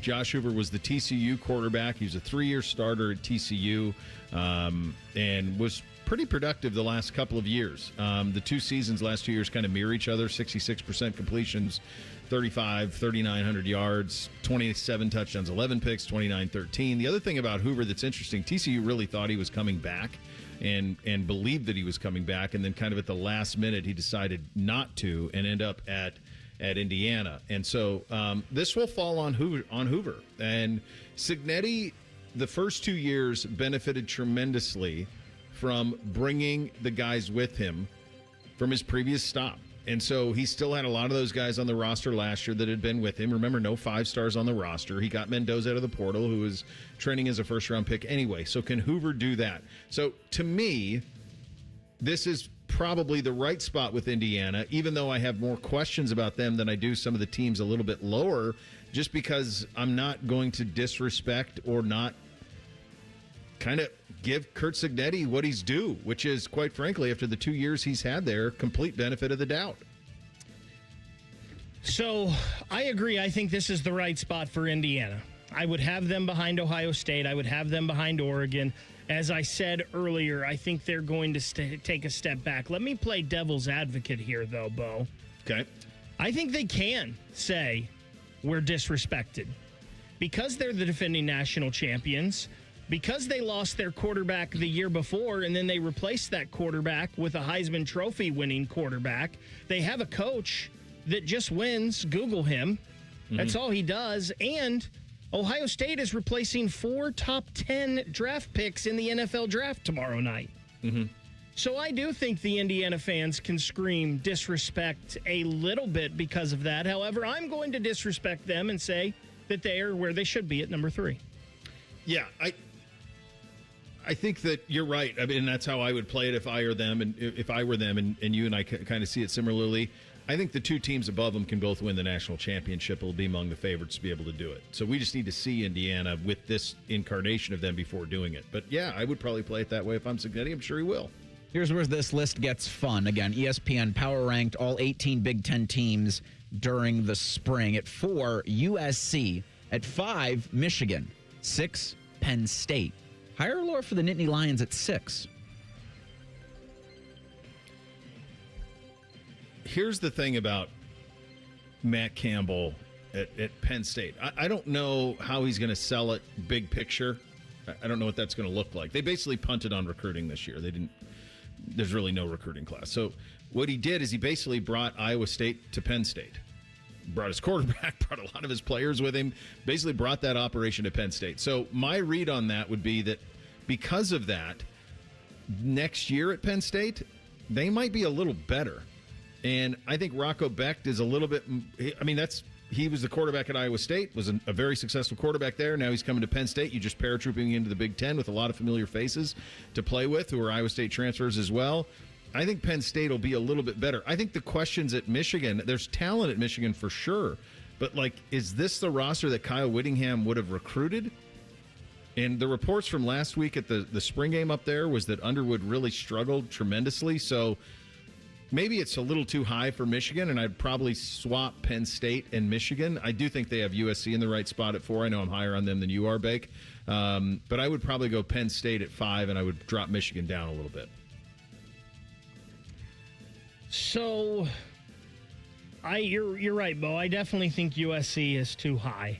I think USC comes down a little bit. Here's the thing that gets me is Michigan. Mm-hmm. Because there's still talent on that roster. Mm-hmm. And I think Kyle Whittingham's a really good coach. Mm-hmm. I think he's one of the best coaches. I think he's probably right there around top 10, number 10, as the best coaches in the country. But will it work for him year 1 at Michigan? I think I would have Penn State 4 in this because Matt Campbell is bringing a bunch of guys that he knows. And one thing I know about Matt Campbell is he's going to go 9-3. Mm-hmm. Yeah.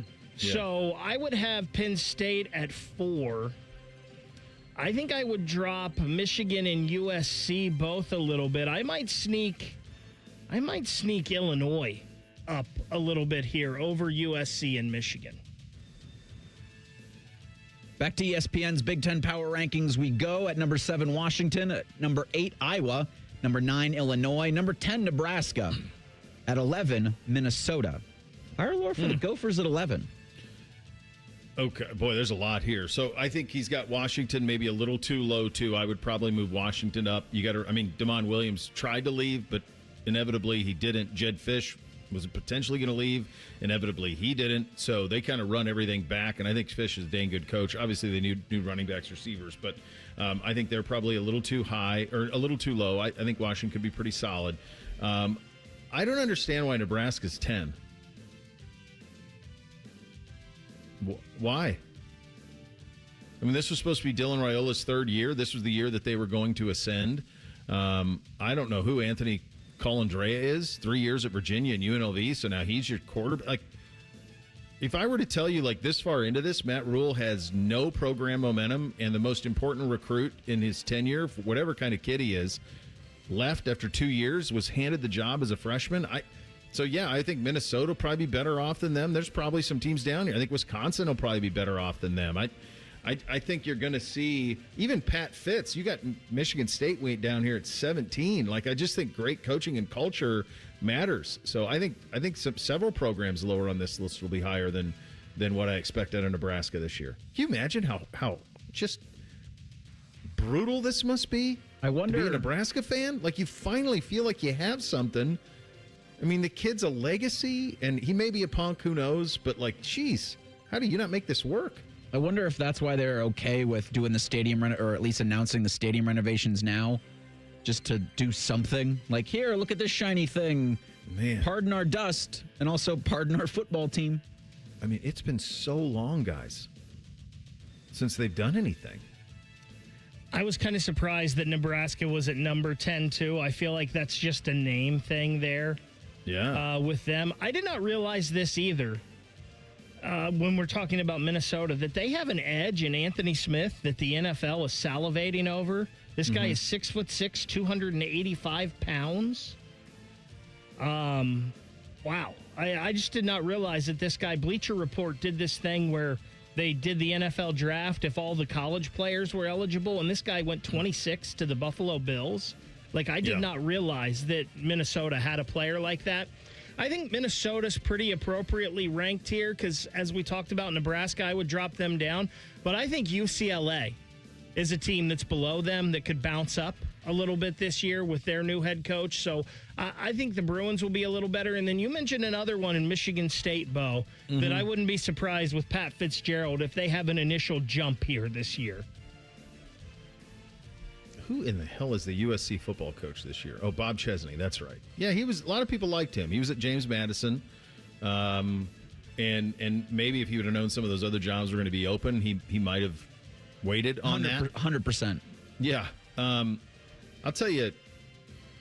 How far are we into Maryland Rutgers in this league? Well over a decade now. Yeah, because I was at the first game. That was 2000. What does it say you do here, Maryland and Rutgers? I mean, that's it. I mean, it's the biggest mistake in conference expansion history. The Big Ten adding Maryland and Rutgers. They have brought nothing in a decade other than just guaranteed wins. And they've taken so much. Oh, my God. I mean, it's so silly. They've done nothing. Maryland has the all-time leading passer in Big Ten history. And a basketball national championship, too. Jeez. So there's that. Oh, man. Yeah, they're just exactly what they were when they came in. Everybody telling me, just wait till they get in the league. We're going to elevate them. Naive, the word thrown at you? That was Gene Smith's word to me. I think you're being naive. Come on, great Big Ten basketball player Juan Dixon. Yep. Stevie Francis, man. Remember him coming into St. John twice a year? Wasn't that great? Gosh. Len Bias before the tragedy. Maybe Stevie Franchise could help the Rockets against the Lakers. There you go. We'll go around the NFL. Our guy Mike Vrabel had a pretty. We'll let you be the judge of it. You'll hear it coming up next. Bishop and Friends, right here on The Fan. We're the highest rated sports radio station in America. There's no joke there. We just are. The Fan, Ohio's sports destination.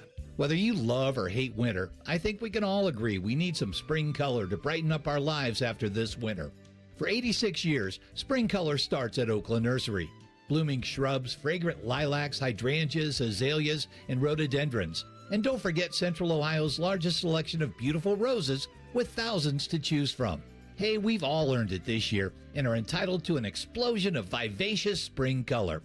If you haven't been to Oakland Nursery, you simply haven't been to a nursery. Care Heating and Cooling. Honest technicians, honest pricing. Call 1-800-COOLING. A noisy garage door is a cry for help. Hi, I'm Tommy Mello, owner of Don's Garage Door Service. Most repairs are simple, but if left untreated, they can turn into costly repairs. Your garage door works hard every day, and a little maintenance goes a long way. We fix garage doors fast with quality parts designed to last a lifetime. Over 90,000 five-star reviews don't happen by accident. They happen by putting people first. Fixing your garage doors is what we do. From repairs to upgrades, call Don's Garage Door Service today.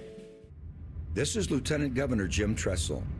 If you're driving and take a quick glance at your phone, more can happen than you might think. Because taking your eyes off the road for even just a moment is like driving the entire length of a football field blind.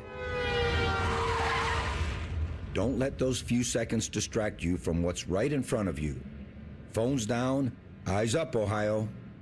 I'm Leslie from Pella Columbus. And I'm Wilson from that other window place. Wilson, it's important to us that when you call Pella Columbus, you talk to a real person. You should hear how smooth it is when you call us. You calling right now? Yep. Oh, here we go. New windows. No. New window. Operator. Operate. Get the windows that homeowners rated the leading window brand in Columbus at PellaColumbus.com. Grilling season starts now at Billiards Plus. Shop top-of-the-line grills and turn every cookout into a win. Then bring the fun inside with pool tables, shuffleboard, and more. Everything for the ultimate game room. Billiards Plus. Grills, games, and good times. Online or on Dublin Center Drive in Dublin. Join Rothman and Ice every Thursday at 2:30 for Gold Jacket Thursday. Presented by the Pro Football Hall of Fame. A new Hall of Famer joins the show every week, but not OJ because he's dead and probably a murderer. The Fan. A message from Tia Mori, actress and Fair Celebrity Ambassador. Game day isn't staged, it's lived. It's the shopping, the cooking, the laughter. For families managing food allergy, preparation means everything. It's knowing the signs, having a plan, and carrying epinephrine everywhere life takes you. Because readiness doesn't take away the risk, it brings back the joy. When you're ready to act, you're ready to live. Visit foodallergy.org/ready to act to learn more. Who's Vice President J.D. Vance's pick for Ohio Treasurer? America First conservative Jay Edwards. As the first state lawmaker to endorse Donald Trump for president, Jay Edwards has been on the front lines, standing up to the rhinos and leftists since day one. Now, we need a MAGA fighter who protects our Ohio tax dollars as our treasurer. And that's what Jay Edwards has always done. He sponsored the largest tax cut in Ohio history, saving families over $3.1 billion. Jay Edwards has never been afraid to do what's right and fight for our values. That's why he's a 100% pro-life and 100% pro-gun conservative, earning the highest possible rating from Ohio gun owners. He's the proven America First leader we need to clean up fraud and keep our money safe. Endorsed by J.D. Vance. Jay Edwards for Ohio Treasurer. Paid for by Friends of Jay Edwards. Fan weather. From the Logan AC and Heat Services Weather Center. We will see mostly cloudy skies turn more sunny throughout the day today, with highs topping out in the mid to upper 70s, but we'll also see a chance of showers and thunderstorms the second half of the day. As we go into tonight, partly cloudy overnight with lows in the mid 50s, and then for Thursday, a beautiful day ahead with plenty of sunshine and highs in the low 80s. For The Fan, I'm meteorologist Meredith Garfalo with the 10 Weather Impact Forecast. The Big Nine was a sad, incomplete place. Enter Ohio State. The rest is history. The Buckeye Show. Weeknights at 6. The Fan. Reese's mustache is so nice, it has its own area code. You're listening to Bishop and Friends. Indeed you are, and as always, we are proudly brought to you and sponsored by our great friends at Diamond Cellar, your true jeweler for nearly 8 decades. Getting a hey guys from loyal listener at Matty971. Little baseball one. So we'll take care of you, buddy. He's our guy. We'll take care of Matty. All right, we'll go around the league. NFL draft is tomorrow. It's been a wild last week after really 2 months of relative quiet on the NFL side of things. A lot of the mini camps, the off-season programs are happening. It started yesterday in New England for the defending AFC champion Patriots. One of the things that's been looming over them for the last couple of weeks has been, this sordid tale with Mike Vrabel and Diana Rossini. We haven't talked about it much here. I don't know if we have at all. I don't recall if we have. Mentioning it being a thing and it being out there. Yeah. I'm always hesitant to get into these things when you talk about people who have families and children and all of that. And the people who know what's going on there are obviously the people who are involved in it. I do have a little bit of institutional knowledge of the resort where the photos were taken. And my sense of that was that those photographs were taken very much on purpose by someone who was trying to prove maybe what they thought was happening to be true. Because you're on top of a structure, taking a photograph across a property. That's intentional. That's not somebody with a camera phone. And I don't think Mike Vrabel's the type of guy that people like paparazzi aren't after Mike Vrabel. So to me, it felt like, hey, we have a hunch that something's going on. I'd like to have some proof. And so they got it. That's just the way it seemed to me. I was curious if Mike would address this. We obviously know that Diana Rossini has resigned from The Athletic, longtime NFL insider. I was curious if Mike would address this. He did. Let's have a listen to how he did. I did not have sexual relations with that woman. Oh, shoot. Sorry about Ms. that. Lewinsky. Wrong one. I don't think I never told anybody. That doesn't sound like Mike. Wait. Here's Mike. Bad. Let me first begin by saying thank you. Thank you for your patience that you've shown in a personal and private matter for me and obviously everybody involved. I know that that's not easy for you, and I respect that, and I appreciate your efforts in doing so.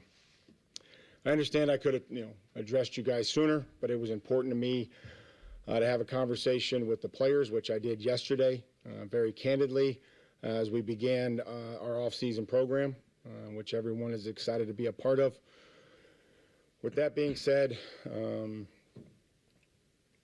I've had some difficult conversations with people that I care about, with my family, the organization, the coaches, the players. Those have been positive and productive. We believe in order to be successful on and off the field, you have to make good decisions. That includes me. That starts with me. We never want our actions to negatively affect the team. We never want to be the cause of a distraction. And those are comments and questions that I've answered for the team and with the team. We'll keep those private and, to ourselves. I care deeply about this football team, and I'm excited to coach them. What did you guys make of that? What even the hell was that?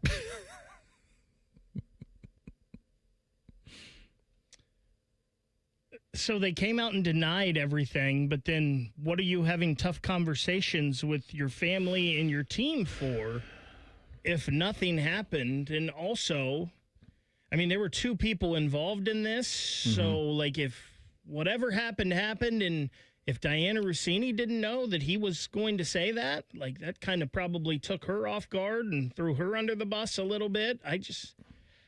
I don't understand why it has to be talked about, quite frankly, and I haven't the whole time. So, all right. So, first of all, what you said there I find interesting because that's the first thing I thought is, did he contact Diana Rossini and say, this is how I'm going to handle this? Because it contradicts. It doesn't directly contradict what she said, but it sort of does. The spirit of it contradicts what she said, which was that there is nothing. And he said that, too, in previous statements. So, to Bake's point, what are you apologizing for? So do you think that he consulted with her before doing what he did yesterday? Not a chance. He talked to Patriots PR, probably ran it by Mr. Kraft, and did that. Whatever happened behind closed doors, we know that he has a very good relationship and a very familiar relationship with her. That we know. So whatever beyond that, which is quite frankly none of our business, but in terms of just on the surface, these are two people who are very friendly. I think he did consult with her on it. And I'm guessing that there was some sort of conversation. He would have to, that, right? Because I just don't think that he would do that without giving her a heads up based on what clearly is a relationship of some sort. So when she lands her next job, does she then come out with something like that? Or does she actually answer, I don't even know how you answer it, with what he did or with what he said yesterday? I don't know what the follow-up would be. Yeah. Here's to your other question, Bake, about why are we even why are people talking about it? Why do they have to answer for it? Here's where it gets tricky. If it just on the surface of your question, she is an NFL insider. If she is having a relationship with an NFL coach, that is her personal business. But if that relationship is affecting the business of the National Football League, an example would be, hey, float this story out here for me. I'm trying to get higher value on this player.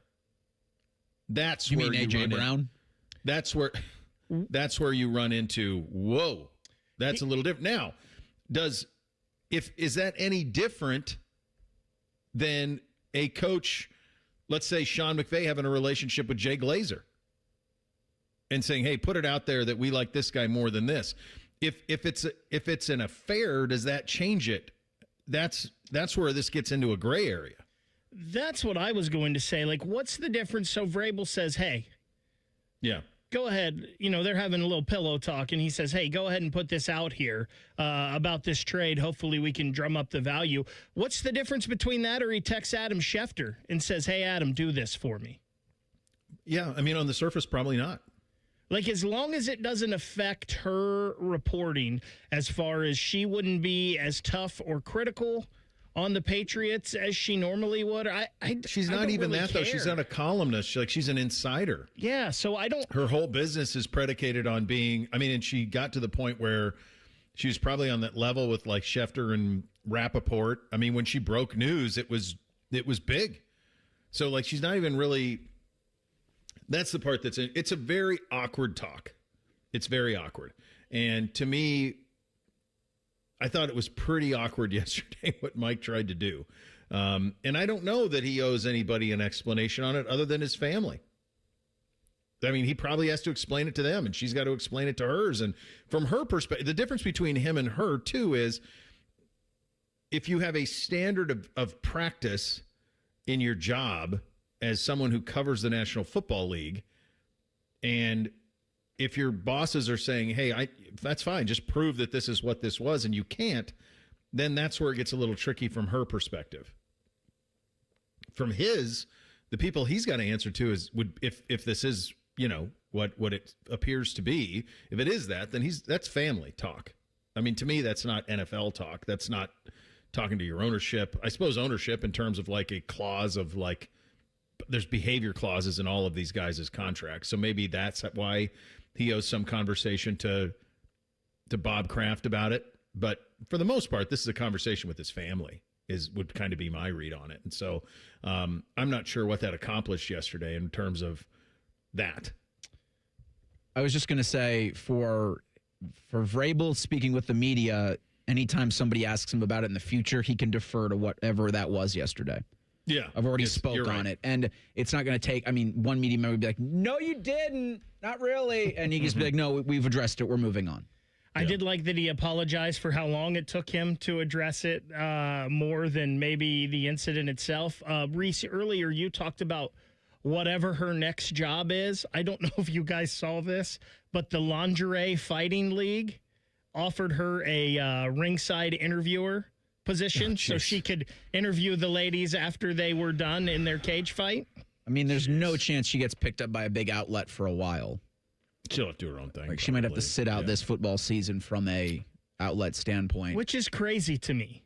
It's something that she did in her private life or allegedly did in her private life, and that's who you answer to on that is your personal stuff. So it's a tricky one, and it's a tricky talk. I'll acknowledge it. Jake Trotter in 2 minutes. Bishop and Friends right here on The Fan. At Babs R Us, we believe home improvement is life improvement. As the Midwest's fastest growing 5-star bathroom remodeler, we're more than just transformations. We're a community driven by a mission to bring your dreams to life. Our installation team, part of the Babs R Us community, isn't just skilled. They're dedicated to respecting your home. Each day, they bring craftsmanship and hustle, turning your dream space, no matter the size, into reality. Together, we embrace a culture that values diversity, collaboration, and giving back. From supporting local projects to fostering a workplace where every voice is valued. Babs R Us is more than a company. It's a community of experts. We're also expanding locations to create more possibilities for homeowners across the Midwest. Wherever you are, you'll find us ready to turn your dreams into something you can see, feel, and enjoy every day. Right now, get $1,500 off a shower or tub replacement, or $3,000 off a full bathroom remodel. Plus, loans and no monthly payments. Call 380-225-BAB to schedule your free estimate, or go to babsrus.com. Babs R Us, where dreams soak in. This is Gordon Miller from Miller Lending, the original home of the no-cost mortgage. If you've been in the market for a new home or just wanted to take advantage of lower rates, recent events have shown exactly why Miller Lending chose to offer a way around bad timing with our no closing cost program. With no fees rolled in or charged, including the cost of title insurance, you can simply close on today's rates and refinance free of charge as rates improve.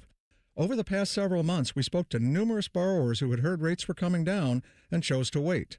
We explained that if rates did fall, you could simply update a few documents and refinance again, but why take the chance? So when rates spiked to 0.5% recently, not only was I disappointed that we couldn't help those who waited, but also for those buying a home who just saw a sharp increase to their monthly payment.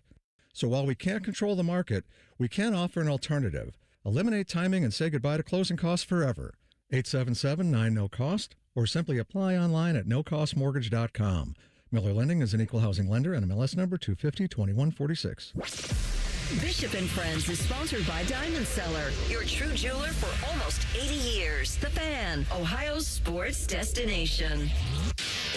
Let me introduce you to a man with a magnificent salt and pepper beard. A man who's currently roasting lamb on a spit. A man who runs the Rocky River Greek Festival. That man is Jake Trotter. Indeed he is, and he joins on the Bryan Heating Cooling Systems fan guest hotline. Well, we're getting there. These spring games, these spring practices finally starting to wrap up. Had the Buckeye spring game on Saturday. Michigan's in the books as well. I think Indiana's is Friday night. Just big picture around the Big Ten. I know you spent some time at Penn State too. As you kind of look at as this league tries to reload for 2026, which teams catch your attention most?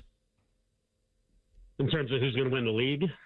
Just in terms of national title, we're in the mix conversations. Obviously, it's going to start here, but beyond that even. Yeah, it starts in Columbus and Bloomington. You got to put Oregon in the mix with what they have coming back. So I think those are the three you start with, and then, you're hearing a lot of bravado out of L.A. with USC. We'll see what they look like this season. I think if they're ever going to make a move, this would be a good year to do it. Curious to see what happens at Penn State. I don't know that they're in that class of teams, but it's still Penn State. Same thing goes with Michigan. Does Bryce Underwood take a big step forward with the new coaching staff? I think clearly the staff last year was not helping his development. Whittingham has basically said as much, but that's a super talented player, and, he could really elevate their upside there. So am I forgetting anyone? I think Iowa's going to be solid again. Yeah. Washington's going to be solid. I mean, it's a real.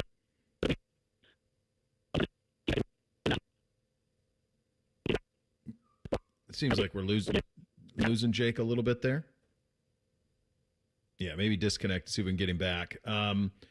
Those are those teams at the top. I'm very curious to get his take on what he saw from the Buckeyes, because it's certainly a new day in Columbus with, you're talking about 51 new guys. We, as obviously loyal listeners, are very well aware of, but you talk about that many guys. Are we down phones entirely, Bake, or we got him back? Is Jake back? Jake, can you hear me? Well, I think that's something on our end. We've got to get through this. I don't think it's his phone at all here. Oh, okay. All right. So that's on our end, is probably the correct read on that. Well, that's a shame. Hopefully we'll get him back and see if we can get that thing sorted out. Get top men on it, Reese. Things are being worked on. I'll say that. The top men are all down in this vicinity. They're near us. So scrambling is being done. It is just not in our studio. It's with something else. Yeah. My guess is an oopsie daisy was done. Feels like it. Yeah, I don't think that's a Jake problem. Usually when you get him back and when Bake's hearing him clearly on the phone lines and you going through, that's when that gets a little bit dicey on that. The team that I think I'm most curious to see is going to be Penn State, though. All right, let's see if we have Jake back. Jake, you got me, buddy? I think it's on our end. I'm here. There he is. Gosh, you sound great. Let's go to the Buckeyes. What did you make of a Buckeye spring game and a Buckeye spring practice that's now done?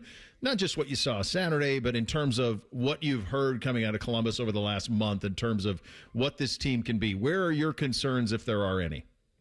I mean, I think it's offensive line, just based on what we saw last year in the Miami game. And, in Indiana as well.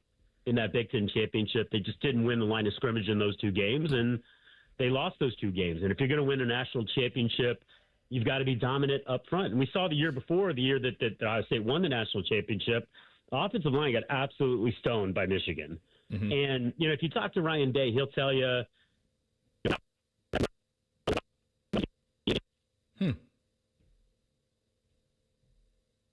Yeah, interesting. So I don't know if it's on us or on him, Bake. Who knows? But we're obviously having some trouble here. So we'll see what's going on there.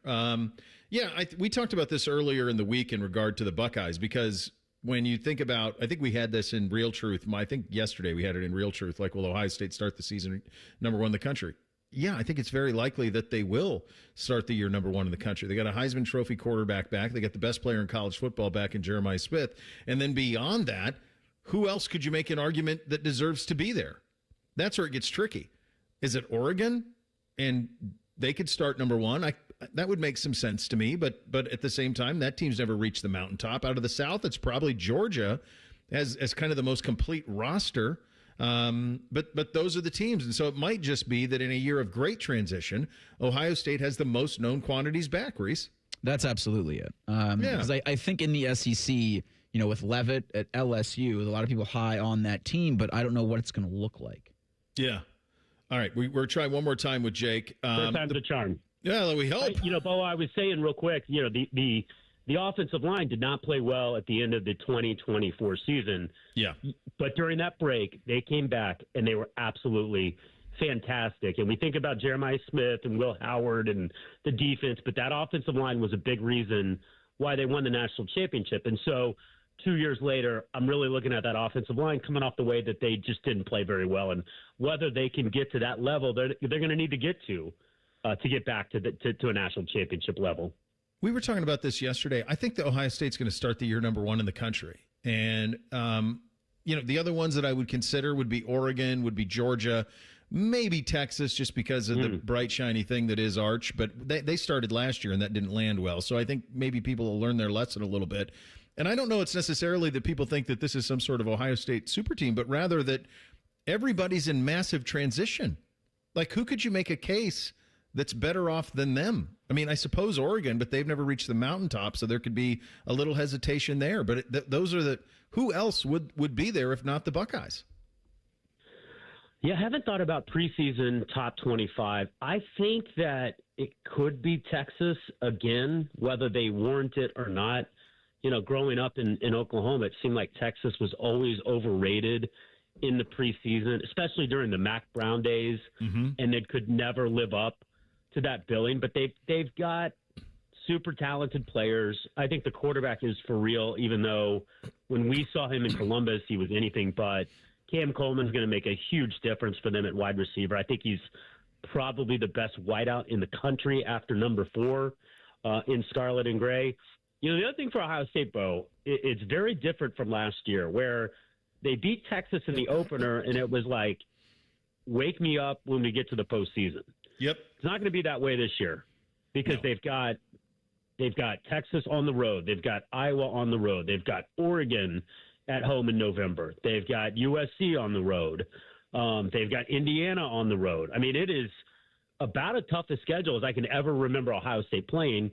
Part of it is the strength of the league, and then you're playing arguably the other contender for preseason number 1 in the non-conference. So they're going to have to earn it.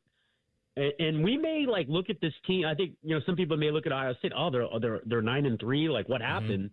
And they may be better than last year, but it's just because the schedule is going to be so much more daunting, and that could be a good thing for them when we get to the postseason because they're going to be battle tested in a way that I don't know that they quite were going into the playoff this past year. I agree completely. And they're going to have to coach it differently than they did last year, which was kind of cruise control and just get to the postseason. Next year's different. You mentioned that stretch. They play Indiana, USC, Oregon. There's a bye weekend there, but those 3 games consecutively. So that's end of October, first week of November. That's big boy football right there. So going to be interesting, and I'm curious to see what Indiana looks like with Hoover at quarterback in what will be a big year for Cignetti as he tries to keep that program at that level. We have the NFL draft tomorrow. The Cleveland Browns sit there at 6. You spend a lot of time covering that team. You talk about that team quite a bit still up in the Cleveland area. What do you anticipate they will do at 6? What do you think they should do at 6? I think that they would like to, and this is what I would do, trade back, because I don't know that there's that big of a difference between, 6 and 12. That Dallas Cleveland trade has been bandied a lot about in some of these mock drafts, and I think if you can pick up an extra first rounder at 20, that would make a lot of sense to me. The Browns have a lot of holes, especially on the offensive side. I think if they stay at 6, you're looking at a tackle or wide receiver. So that's Carnell Tate or, Maui Noah potentially. Would they take Monroe Freeling that high? The one thing if you're looking for, what could they do that no one's talking about? Let's say Arvell Reese is sitting there at 6, which I don't think he will be. Yeah. I know they've got problems offensively, but, man, I'd be tempted to just take the best player available. And good luck to the offensive lines next season. if you've got Arvell, ascending on one side, and then you've got Myles Garrett on the other. And I don't think that if they did take a pass rusher, it would necessarily portend a Myles Garrett trade. I think it would just be, we think this guy could be a superstar, and we couldn't pass him up. So that's the one wild card I think I would look for. But otherwise, you're looking at trade down or tackle/wide receiver at 6, and then whatever they don't take at 6, they take at 24. So could be Carnell Tate at 6, and then whatever offensive tackle, Blake Miller, somebody like that at 24, or you take the tackle at 6, and maybe you end up with a Denzel Boston, a Casey Concepcion, somebody like that at 24. I couldn't agree with you more. And to me, I've been phrasing it this way, Jake. They need guys that they can put on the side of that new stadium. And if you're picking at 6, that better be a guy. Like Schlesinger's probably going to be one of those guys. They need a guy at 6 that they can put on the side of that stadium. So if that's Caleb Downs, if that's Arvell Reese, if that's Sonny Styles, if that's Carnell Tate, if it's one of those Buckeyes that feel like all kind of sure things, then that's what they need. So I hope that they do that. I'm open to best player available too, pal. We'll see. It's going to be interesting. Always is up there. No doubt. It's going to be fun. All right, buddy. Good stuff. We'll do it again soon. Okay. See you both. Take care. There he goes, Jake Trotter, senior college football reporter at ESPN, joining us on the Bryant Heating and Cooling Systems Fan Guest Hotline. Time for Thing or Not a Thing coming up next. Bishop and Friends right here on the Fan. Tweet from a listener. Are you carrying the Buckeye game today? Considering we've never not carried one, yes. The answer is yes. The Fan. Epic parties start at Staples. Now you can grab Party City balloons, decorations, and tableware, plus matching custom invites, banners, and more right at Staples. That was easy. It's time to choose happiness again. With the weather being warmer, my kids want to go outside and play, but my knee pain used to ruin these moments with my kids. Until I got with Dr. Tesner and his medical team at QC Kinetics. They relieved my knee pain right there in the office that day. So if you say yes to any of these questions I'm about to ask, then you're the kind of patient that QC Kinetics regenerative treatment help every day. I have consistent joint pain in my knees, hips, and shoulders or back. Pain keeps me from getting a good night's sleep. I'm missing work or saying no to the activities that I enjoy. I don't want surgery or a long recovery. I am at the end of my rope, taking medication every day just to get through the day. Did you answer yes to any of these questions? Today could be your day to turn that corner and finally get relief. QC Kinetics are easy, done in the office here in Dublin and Gahanna. The consultation is free, so don't wait. It will be the most meaningful thing you do for yourself and the people who care about you. Call 380-208-4544. 380-208-4544. That's 380-208-4544. Looking to sell your home? Don't pay 6% commission. Call my guys at Sell for 1% Realtors. They're full service, not a do-it-yourself kind of thing. On average, customers save over $10,000. Give them a call, 614-451-6616. That's 451-6616. Listen up, Columbus. Before you buy or lease a new Honda, see Lindsay Honda first. For a limited time, every new Honda includes a complimentary gift. Choose a KitchenAid stand mixer, a 75-inch high-def TV, or a zero-gravity massage chair when you buy any new Honda. Plus, drive a new 2026 Civic Sport, just $199 a month, or a 2026 CR-V LX, just $279 a month. Honda makes the cars, Lindsay makes the difference. During the Honda Spring Event, see lindsayhonda.com for details. Care Heating and Cooling. When you need a company you can trust, call 1-800-COOLING. James Laurinaitis here for my guys at Green & Sons, the premier Kubota dealership in Central Ohio. Green & Sons has all the Kubotas you need to tackle your land and come out a winner. They have zero-turn, skid steers, tractors from 18 to 171 horsepower, and also utility vehicles. My favorite is my RTV Sidekick. The best thing about Green & Sons is they've been family-owned and operated since 1970, and you will love dealing with the Green family and their winning team. Do what I did and check out Green & Sons located in Mount Sterling and Marysville, or online at greenandsons.com for all your Kubota needs. Common Man and Timmy, they're good, clean boys.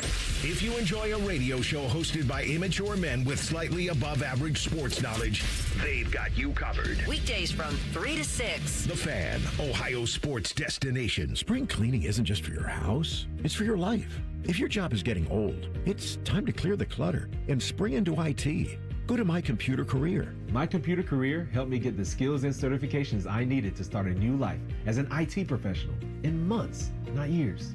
Earn the certifications the top employers are looking for right now. Visit mycomputercareer.edu and take the free career evaluation to see if it's time to spring into IT. Financial aid is available to those who qualify, including VA benefits. Tom's Garage Door, Tom's Garage Door. When it I started my first business at 12 years old, mowing lawns for about $5 a yard. I thought I was crushing it until my buddy down the street undercut me by $2. But he didn't just cut the price, he cut corners too. That's when I learned if you do the job right, people trust you, and integrity beats profit. People care more about how you show up and whether you do what you say you're going to do. Hi, I'm Tommy Mello, owner of Don's Garage Doors. From garage door repairs to upgrades, we show up, we crush it, and we stand behind every job. We only use the best parts, and the spring's guaranteed to last a lifetime. Because when you care about the people you serve, you work harder, and it shows. From repairs to upgrades, call Don's Garage Doors today or schedule online at donsgaragedoors.com. And yeah, we still beat the other guy. Don's Garage Doors, Don's Garage Doors. When it comes to garage doors, no one knows more. The Fan Poll is sponsored by JT's Pizza and Pub, home of award-winning pizza and 32-ounce Yingling drafts for only $4. Taking the art of sports radio and day drinking to a whole new level. You're listening to Bishop and Friends. All right, time for a little thing or not a thing on a first Friday. Hit it, fellas. Thing or not a thing. Sponsored by Billiards Plus. Find your next grill and everything you need for the master griller. Billiards Plus on Dublin Center Drive in Dublin. On Tuesday's edition of Run It Back on FanDuel TV, Florida alum Chandler Parsons threw water on the Todd Golden to Golden State rumors. And I'll tell you this, I'm breaking some news today. That whole talk yesterday, reports about Todd Golden from University of Florida going there. I saw that. 1,000% not true. He ain't going anywhere. Put your name on it, Chandler. This is an anonymous source, or this, what is it? Anonymous sources. He ain't going anywhere. So enough with that. So stop it. Bogus. We don't respect anonymous. Yeah, with you know that. Your bogus report. So sources say. Well, I say he's going back to Florida. How about that? Thing or not a thing. Well, they just brought the forward back on their team rather than going to the NBA, and he was allegedly a top 15 pick in the NBA draft for $4 million to play next year at Florida. So, yeah, I would say Todd Golden is staying at Florida. I'm curious which one you guys think is the better job.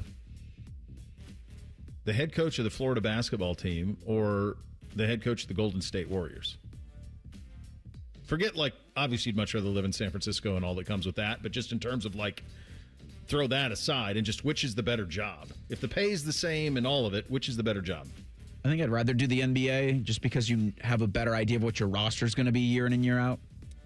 Yeah, I think it's such a interesting question just because Golden State, I believe, is about to go through a heck of a rebuild here because the changing of the guard is coming in Golden State. So maybe right now I would want to stay in Florida, but overall I think I would want to do the NBA just with the craziness of college right now, and you don't know what's happening, and nobody's on the equal playing field. So I think normally I'd want the NBA, but Golden State's going to be rough here the next couple of years, I believe.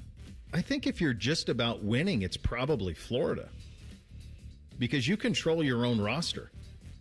Yeah, it turns over every year, but as long as you have the money behind you, you control your roster. Golden State's going to be a mess. I mean, they had that draft when they had the James Wiseman pick that could have just continued this, and they just missed on it. Who was the other guy who was off to a great start to his career, and then he fought Draymond? Remember that Jordan guy? Poole? Jordan Poole, yeah. It was we're just going to go from Steph and all those guys to Jordan Poole and Wiseman, and then nothing. So, to me, it feels like Golden State's in a hell of a pickle in terms of a rebuild. And it's hard in the NBA. I know people want to play in Golden State and then get all of that, but holy cow, it's tough.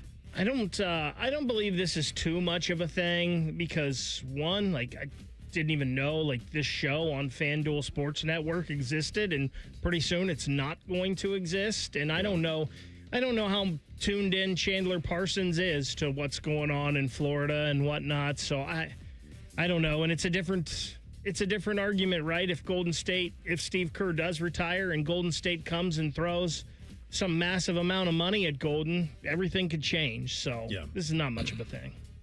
CNBC's Alex Sherman is reporting that the NFL is seeking media rights fees in the 100% increase range for its next set of deals, while media executives are more comfortable paying something closer to a 25% increase. The news comes after a prior report indicated the midpoint between the NFL and its broadcast partners was somewhere in between the 50 to 60% range. The deals now provide an idea just how far apart the sides are in negotiations. A 100% increase in rights fees would bring the NFL's annual rights revenue to about $20 billion among its primary partners, CBS, Fox, NBC, ESPN, and Prime Video. That's up from about $10 billion right now.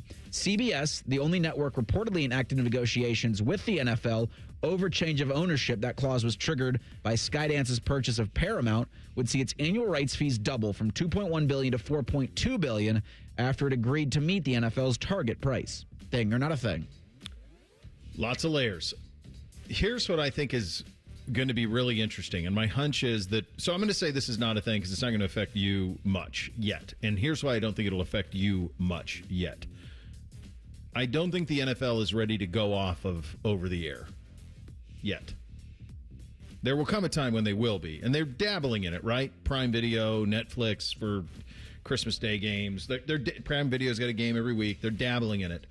But I don't think they're ready yet to go all the way off of network, and I think they're really smart not to, because I think there's still we still see this. I know that there are a lot of you who don't watch it over the air, don't have cable, all these things. I get it.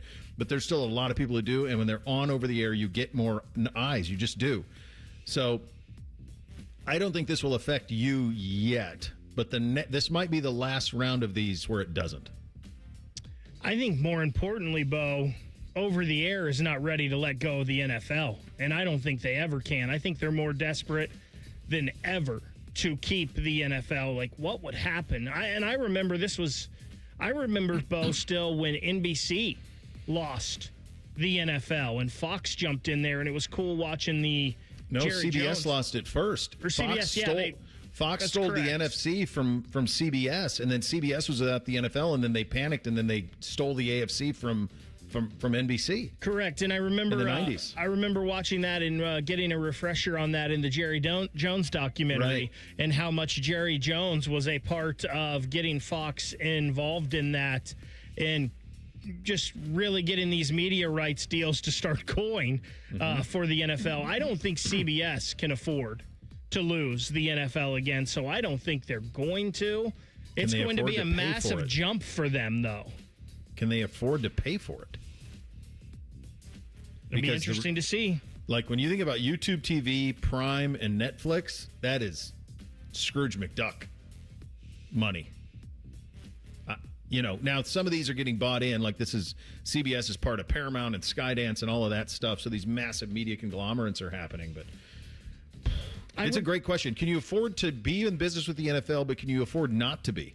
I would still think you can afford, because I'm guessing the commercial revenue is still astronomical. Yeah. That'll just go, that's what's going to go up, because you cannot afford not to be.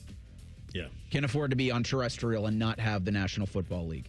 ESPN's Sal Palantonio joined 92.3 The Fan in Cleveland this morning and had a really interesting take on who the Browns should draft at 6. If I'm the Cleveland Browns, if I'm Todd Monkin, and I want to try to build this offense into something that it wasn't last year, namely scoring points. And, Kenyon Sadiq is sitting there when the Browns pick in the first round. He may not be. He's moving up on the boards. But, if the Browns are there at 6 and Sadiq is available, I take him. I take him right away. You got to create matchup problems on this offense. You only scored 16 points a game last year. You only had 16 touchdown passes. To me, you got to find somebody. There'll be plenty of wide receivers. I know people say Carnell Tate to the Browns there, and I'm all about getting guys who can put it in the end zone. You can find a lot of offensive tackles in this draft, especially lower round and first round and in the second round. You got to have matchup problems, and to me, after Love, it's the tight end out of Oregon. He ran a 4.39 at the combine. That's the fastest at the tight end position in the last 20 years. He is a very aggressive player. He is big and strong.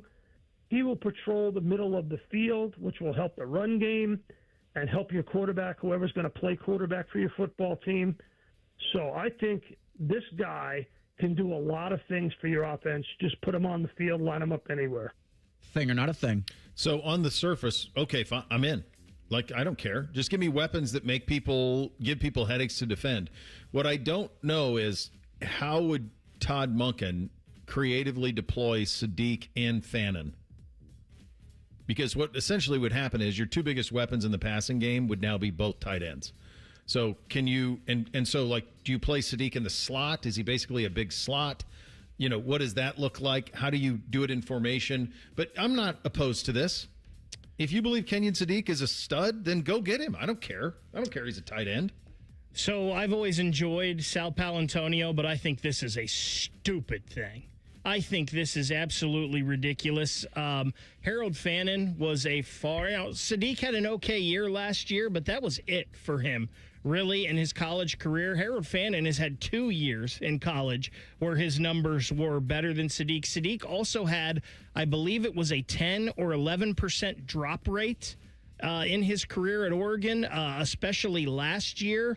Mm-hmm. I think this is a guy that people are falling in love with the workout. I also think Sal's stupid. I've never, as far as he's rising on the draft boards, I haven't seen him higher than 14. Well, he's not talking, though, to the guys who are doing the mocks. He's talking to NFL teams. And I get that. I understand. So but that's where his information comes from. I think this is a big mistake. I saw years of David Njoku just dropping easy pass after easy pass. And I know he made some incredible catches, and he was a heck of an athlete. But you've got a really good tight end in Harold Fannin. You need other things in your team. Where do you got it, Reese? Real quick. The explanation's plausible because he's right about everything that the Browns need from an offensive standpoint. But I just think if you're at 12 and he's sitting there, okay. Yeah. Wouldn't hate it. But if you're at 6, just take Carnell and be done with it. If he's there. Right. That'll be something that'll be interesting tomorrow. We'll get into the final hour of the program coming up next. We kick it off with a little bit of, hey, guys, Mike Petraglia going to join us on the Bengals and the Reds. What a time down in Cincinnati. It's all coming up next. Bishop and Friends right here on The Fan. The radio couldn't contain us, so we've taken over YouTube. Catch Morning Juice weekday mornings at 6 by searching 971 The Fan. Do it. Columbus, get a new Ford with special financing for everyone at Capital Ford of Columbus. Save up to $10,000 off MSRP on remaining 2025 Ford Escapes in stock. We have options for all. Deals end April 30th. Visit CapitalFordofColumbus.com now. Did your HVAC struggle through this rough winter? When it comes to your home comfort, trust the local experts at Columbus Worthington Air. Right now, you can save up to $2,000 on a new HVAC system with our trade-in allowance program. At CWA, we treat your home like it's our own with safe, reliable service backed by our exceptional service guarantee. Columbus Worthington Air and Bryant Heating and Cooling. Whatever it takes. Visit CWAOhio.com/radio for details, terms, and conditions. License number 47543. Jake from State Farm. I just beat my running PR, so I'm celebrating with the Banana Bonanza smoothie. Hey, and you can keep celebrating when you create an affordable price just for you by bundling your home and auto with the State Farm Personal Price Plan. Go bananas. I will. Hey, make it a large. Bundling, just another way to save with the Personal Price Plan. Like a good neighbor, State Farm is there. Prices are based on rating plans that vary by state. Coverage options are selected by the customer. Availability, amount of discounts and savings, and eligibility vary by state. Some days, self-care starts with Nature-Made gummy vitamins, a deep breath, and a little encouragement. Mom, I'm really nervous. Me too, honey, but we've got this. Repeat after me. I'm going to have a good day. I'm going to have a good day.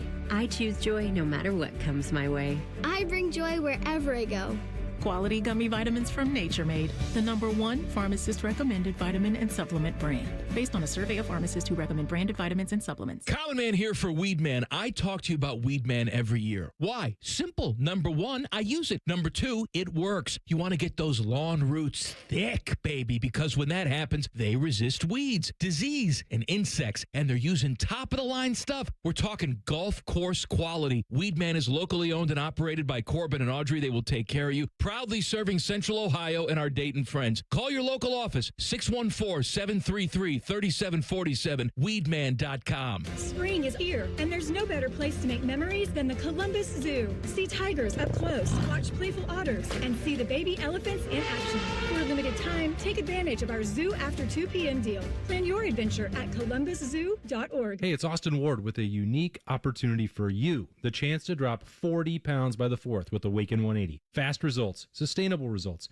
medication-free, and free support for life. 40 by the 4th. This is your year. Awaken180weightloss.com. With the first pick of my favorite places in Columbus, I choose Hollywood Casino Columbus. The draft is coming up. 4 in the top 10. Oh, man, is this draft going to be fun. So much fun, we need to throw a party. Scotty Vegas here, and come to the sportsbook at Hollywood Casino Columbus on Thursday, April 23rd for the draft. We're going to have contests, prizes, and best bets. See you at 7 on Thursday, April 23rd. Must be 21 or older. Gambling problem? Call 1-800-589-9966. For over 78 years, our family's been part of your love stories. At Diamond Seller, we offer bigger diamonds, better prices, and timeless designs for every chapter of your life. From your first yes to your forever I do, trust the jeweler who knows diamonds best. Visit Diamond Seller today. It always seems to happen at the worst time. You're finally in bed after a long, hard day, and then you hear it. You sit up, heart sinking. Is that coming from the ceiling? All of a sudden, it's a middle of the night flashlight hunt to find the leak. But don't worry, Newman Roofing has you covered, literally. With more than 3 decades in the business, we've seen just about everything a storm can throw at a roof. Our teams know how to spot the problem, explain your options, and fix it right the first time, with craftsmanship and care you can feel good about. We're not just here for a quick patch job, and we never will be. We're here to make sure your home stays protected season after season. So when it comes to your roofing, siding, or gutter needs, choose the company you can trust, Newman Roofing. Call Newman Roofing today at 614-NEW-ROOF. That's 614-NEW-ROOF, or visit online at newmanroofing.com. Don't just get a new roof, get a Newman roof. Hi, I'm Patty, founder of Awesome Tex. I started with a big idea to give old clothes a new life by turning them into recycled fibers and threads. Everyone told me that this was going to be impossible, but Chase for Business believed in me. They gave me a lot of guidance from the beginning. Get financial guidance from bankers in the Columbus community and convenient digital tools all in one place. Learn more at chaseforbusiness.com. Make more of what's yours. Real customers compensated. J.P. Morgan Chase Bank, N.A. member FDIC. Broadcasting live from the McDaniel GM Superstore Studios, driving excellence since 1916. Chevrolet. Together, let's drive. WBNS HD1 Columbus. Good morning. I'm Eric Reeser. The NFL draft starts tomorrow in Pittsburgh. 5 Buckeyes are expected to be taken in Thursday's first round. 4 of them could go in the top 10. That would tie a record set by Michigan State back in 1967, where Bubba Smith went number 1 overall to the Baltimore Colts. We'll have live draft coverage starting tomorrow night after the Buckeye show. The Browns have the 6th overall pick. You can hear Cleveland's draft preview special tonight on The Fan at 8 o'clock. Both the Reds and Guardians are in action this afternoon. Cincinnati looks for the series sweep in Tampa. First pitch against the Rays is 1-10. A win today would make it 6 straight for the Redlegs. As for the Guardians, Cleveland hosts Houston at 1-10 in their series rubber match. In the NBA, Spurs big man Victor Wembanyama is dealing with a concussion. Wemby slammed his head on the hardwood late in their Game 2 loss last night to the Trailblazers. He's likely out for Game 3 Friday night in Portland. This update is sponsored by Dr. Mark Levy. If you're snoring and not sleeping, call 1-800-MORE-SLEEP or visit sleepbettercolumbus.com. Stop snoring, sleep better, live better. Distilled sports discussion served in light beer quantities. You're listening to Bishop and Friends. All right, final hour here on a First Friday. Get your officially endorsed coming up at 11:48. Mike Petraglia on the Bengals and the Reds will join coming up in 27 minutes. Time now for a little bit of Hey Guys. Hit it, fellas. Nothing is off limits. Your participation is required. Just use the hashtag #HeyGuys and ask anything you want. Do it now. Sponsored by High Bank Distillery Co. Great food, award-winning drinks, and something for everyone in the family. Dine, drink, distill at High Bank. So we'll start in the YouTube chat. Actually, no, we'll start on Twitter. Live. Let's do it. At 971BFS, because we have a longtime listener, first-time tweeter, Matthew Hayes, at Matty Ice 971. He asks, hey, guys, when is it appropriate to print the shirts for the Cincinnati Reds? I take print the shirt seriously. 4th of July. 4th of July, you can print the shirts. So I have a lot of pushback on one Matthew Ice's Hey Guys question here, because it seems like every time I have heard this Twitter follower say something about print the shirts, the team died. So I will not be participating in any printing of shirts. I don't want to see that. I don't want to hear that. It is not appropriate to until there is an X, Y, or Z next to your name, meaning that you have clinched a playoff spot. So there will be no printing of the shirts on this show. I guess to have the conversation, you'd have to come up with some sort of acknowledgement of what we consider to be success for the Reds this season. Like, I don't think we did that with them. I don't think we did with the Guards either, now that I think about it. I think for the Guardians, I just expect them to make the postseason and not do anything once they're there, which, by the way, is really cool. Like, it's cool to have a team that's always in the mix. The Reds had a nice year last year. My hunch is I probably would have said, hey, would I have said go win the division? So what would you have said, Blake? I would have said get to the postseason, because they made it last year. Get to the postseason and win, your first, whatever that is, wild card matchup or whatever, win and get to, what is that next? The divisional series or whatever. Get to a divisional series and be a team that, it's so hard. And maybe I need to raise my expectations here, but the Dodgers are so daggone good. I don't know if it's be a team that can beat the Dodgers, but be a team that could at least compete with them, because you couldn't compete with them last year in your little 2-game series with them. So, yeah, be a team that can compete with them at least, maybe win a game or two. And I also think the expectations from Terry Francona in year 2 should be a little more, too. So my expectation for when I would follow the baseball, and when I followed it very closely, the Dodgers weren't what they are now. Not even close. And so what I would always think, even when I watched it all the time and would do the box scores and keep season box scores, all that stuff I did as a kid, just be in the mix in July. Like that was what I wanted. Like, so that I had something to root for in July and August and into September. But be in the mix. And yeah, so I guess it just depends on what requires a print the shirt. Like, is it we're in the postseason or we're real? If we're real, then I think they feel pretty real.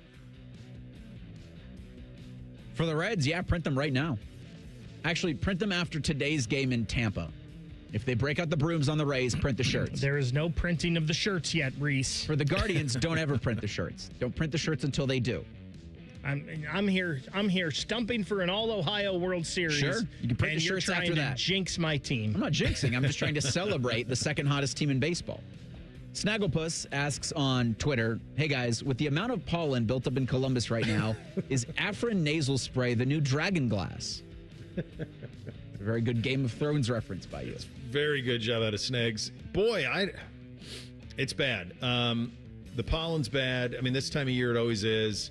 If you're an Afrin guy, a Zyrtec guy, I had a buddy tell me that like he takes Zyrtec this time of year like vitamins, like just every day. He's a Zyrtec guy. That's a good thing. I don't know if it is or not, but he's a grown man. Who am I to judge? It's pretty brutal. It's pretty brutal out there. I don't get crushed by it. It's in my kids like Bootsy rather was really crushed by it over the weekend. He was red-eyed, tearing, and so we had to make and get a quick run for some meds for him. But it ain't great. It ain't great this time of year. So I guess I haven't noticed it because I don't usually have an issue with allergies until like the second week of May, maybe a little later in the month of May. And it usually runs about a month. So whatever's happening between May and June there, that's when mine are. And I will, Bo, at that time of the year, I will take I have a little vitamin mix that I do every day anyway. I will throw a Zyrtec or Claritin in there every day for that at that time of the year for about a month and a half or whatsoever. So I haven't noticed the pollen yet, I guess, because it's not bothering me. According to AccuWeather, our air quality now is poor. So that's where we're at right now. Poor air quality. That's just a poor attitude by AccuWeather. I think you should trust our 10 weather impact forecast team for how the air quality's doing. Oh, boy. Yeah, it's... Here, I'll put it up on the... I mean, it's a lot of bad. Cardinal asks in the YouTube chat, hey guys, what's your favorite road trip song? He says, Roadhouse by The Doors or Rock and Roll by Led Zeppelin. This is crazy. I actually have it. I mean, those are, what were the two? He has two options. I have two that I start every road trip with, or I used to. I don't really take them much anymore, but when I used to, I have two I start them with. What were his? It said Roadhouse by The Doors, Rock and Roll by Led Zeppelin. I would go Rock and Roll if I'm choosing between those two. But my road trips back in college, back in my 20s, before I was betrothed, before I had the children, always started with Free Fallin' into American Girl. That set the tone. You get a little Tom Petty, get your Free Fallin' right into American Girl, and let's go. And you're 10 minutes down the road, and you're in a good headspace. The phone's ringing off the hook in here today. I don't know what's going on. We don't even take calls. Sound like CTU on episode 24. It wouldn't even work for us and Jake Trotter. Now the thing's going crazy.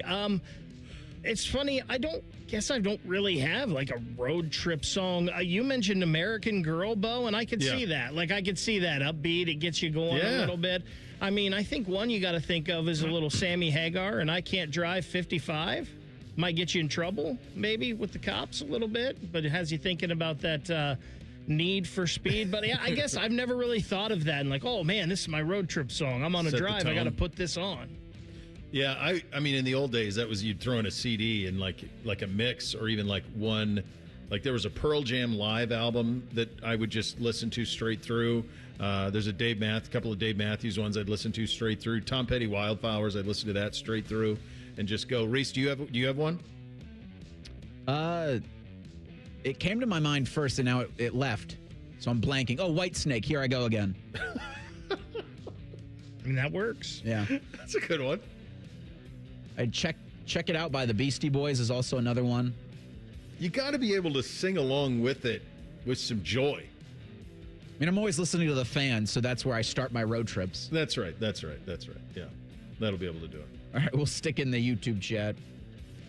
Ace asks, hey guys, I just watched The Wrestler for the first time the other day and was blown away. What is a movie, and I'll add this to Ace's, what is a movie or a television show you wish you could go back and experience watching for the first time? I'll give you the answer to that on the other side of this quick timeout as we continue with a Hey Guys First Friday edition of the program. Bishop and Friends right here on The Fan. Winners of the prestigious Platinum Microphone Award every year, given to the best radio station in the world. No need to look it up. It's real. The Fan. Hey, what's up? It's T-Bone here for Window Nation. Spring has arrived, and it'll be a great time to open your windows. But, oh, wait, your windows don't open easily. They leak when it rains. They've got cracked glass. They need repainting again.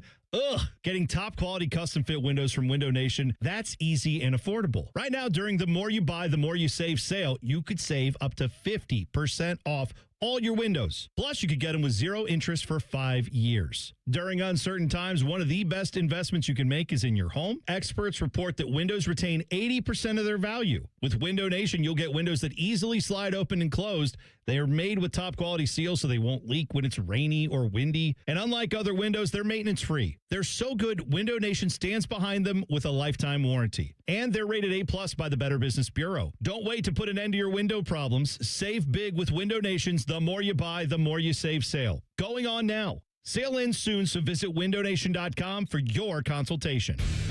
Columbus, get a new Ford with special financing for everyone at Capital Ford of Columbus. Save up to $10,000 off MSRP on remaining 2025 Ford Escapes in stock.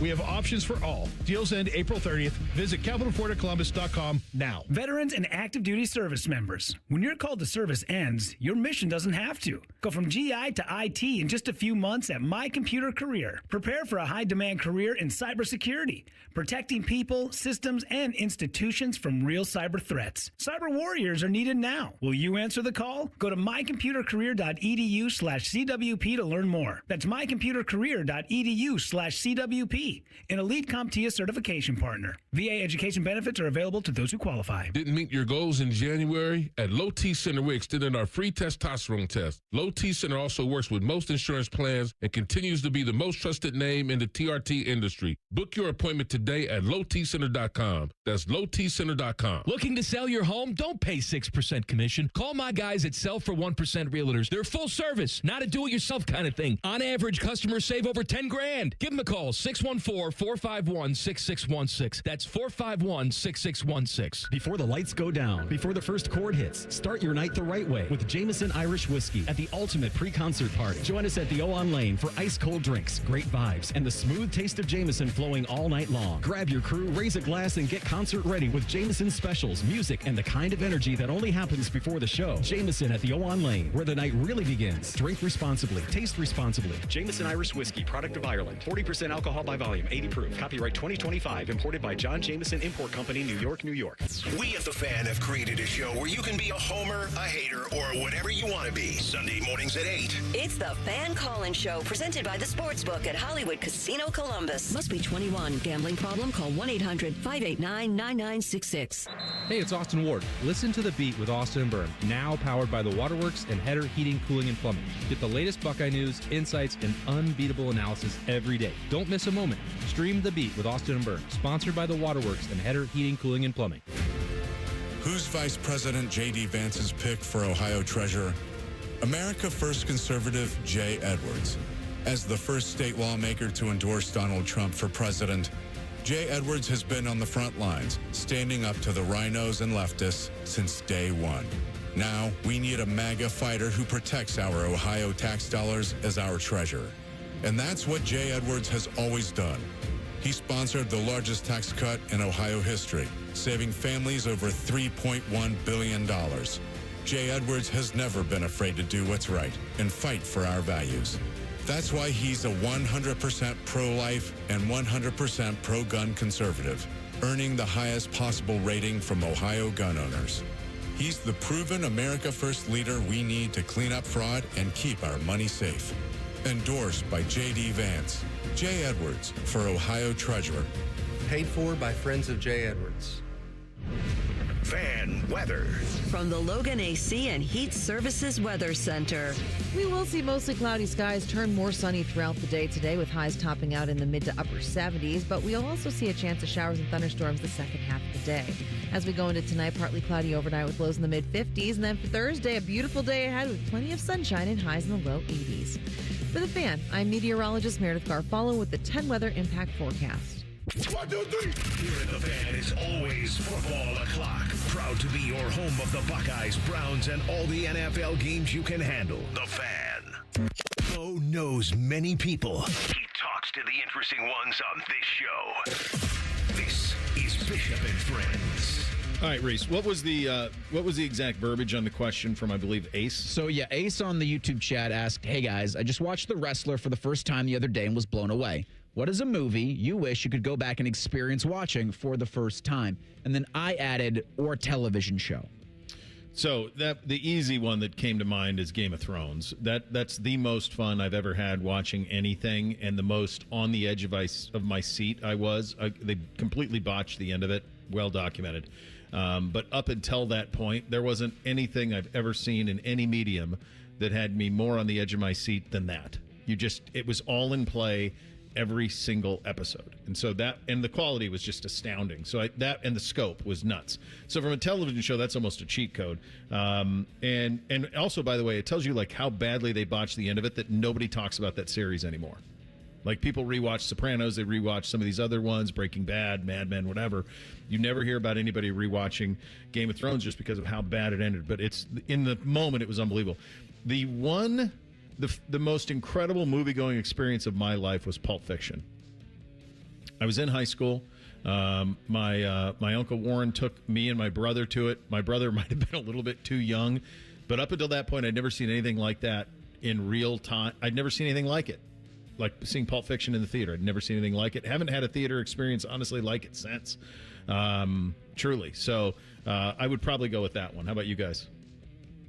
So Movie-wise, I think I've said this before. Like, my two favorite movies ever are Tommy Boy and The Fugitive. Like, one comedy and one serious movie. But the movie I remember watching the first time the most was the South Park movie. And I remember when that movie, when I saw that for the first time, I remember opening or having a beverage, and I didn't take a drink of the beverage for 30 minutes because I was literally laughing for 30 minutes straight. Yeah, I think for me, it's The Sopranos. Yeah. Because I can't necessarily think of a movie I wish I could go back and do again, because The Sopranos just keeps jumping to the front of my mind. Like, I would like to have that series back. I'm at episode 9, Reese. Yeah, I'm very, very envious of you. It's been very slow. I'm dealing with that because Dylan's into it. So every time I do T-Bone and Tyvis, he and I talk about where he's at in it. And I had him. He did Mad Men first, and then he did Sopranos. And he's like in the middle of the first part of the 6th season now. And so that. But yeah, like that is fun. Those experiences. We rewatched it in COVID, Aim and I did, and it was awesome. It was amazing how well it held up and how good it still was. I guess if it's movies like Inglourious Bastards, that was did really you see that in the theater? Was really well done, yeah. Yeah, I love that. I did not see it in the theater, but that's a good one for sure. Phil asks, "Hey guys, you have to life swap with one person at the station for 7 days. Who would you pick and why?" He says, "Honestly, I think I'm picking Reeser for the 5-star homemade meals." Well, you are starting on third base. You're not getting them all 7 days, but it's pretty good. Can confirm. It's pretty good spot for you there. Yeah, having the gourmet chef in-house. Dr. Chef. I mean, AR's pretty good. Plays a lot of golf. It would be a major departure for me in that I don't, he's got his dogs, so and I like dogs. They're great. Great relationship. And then from a, no kids, because that's the first thing I thought of. Like, if it's a 7-day vacation, what would it like to not have children for 7 days? And everybody else here mostly does. I'm trying to think. I don't want to leave anybody out. But yeah, I think I'd go AR. AR would be a good life swap for 7 days. Go out to the small tortoise and hit it around a little bit.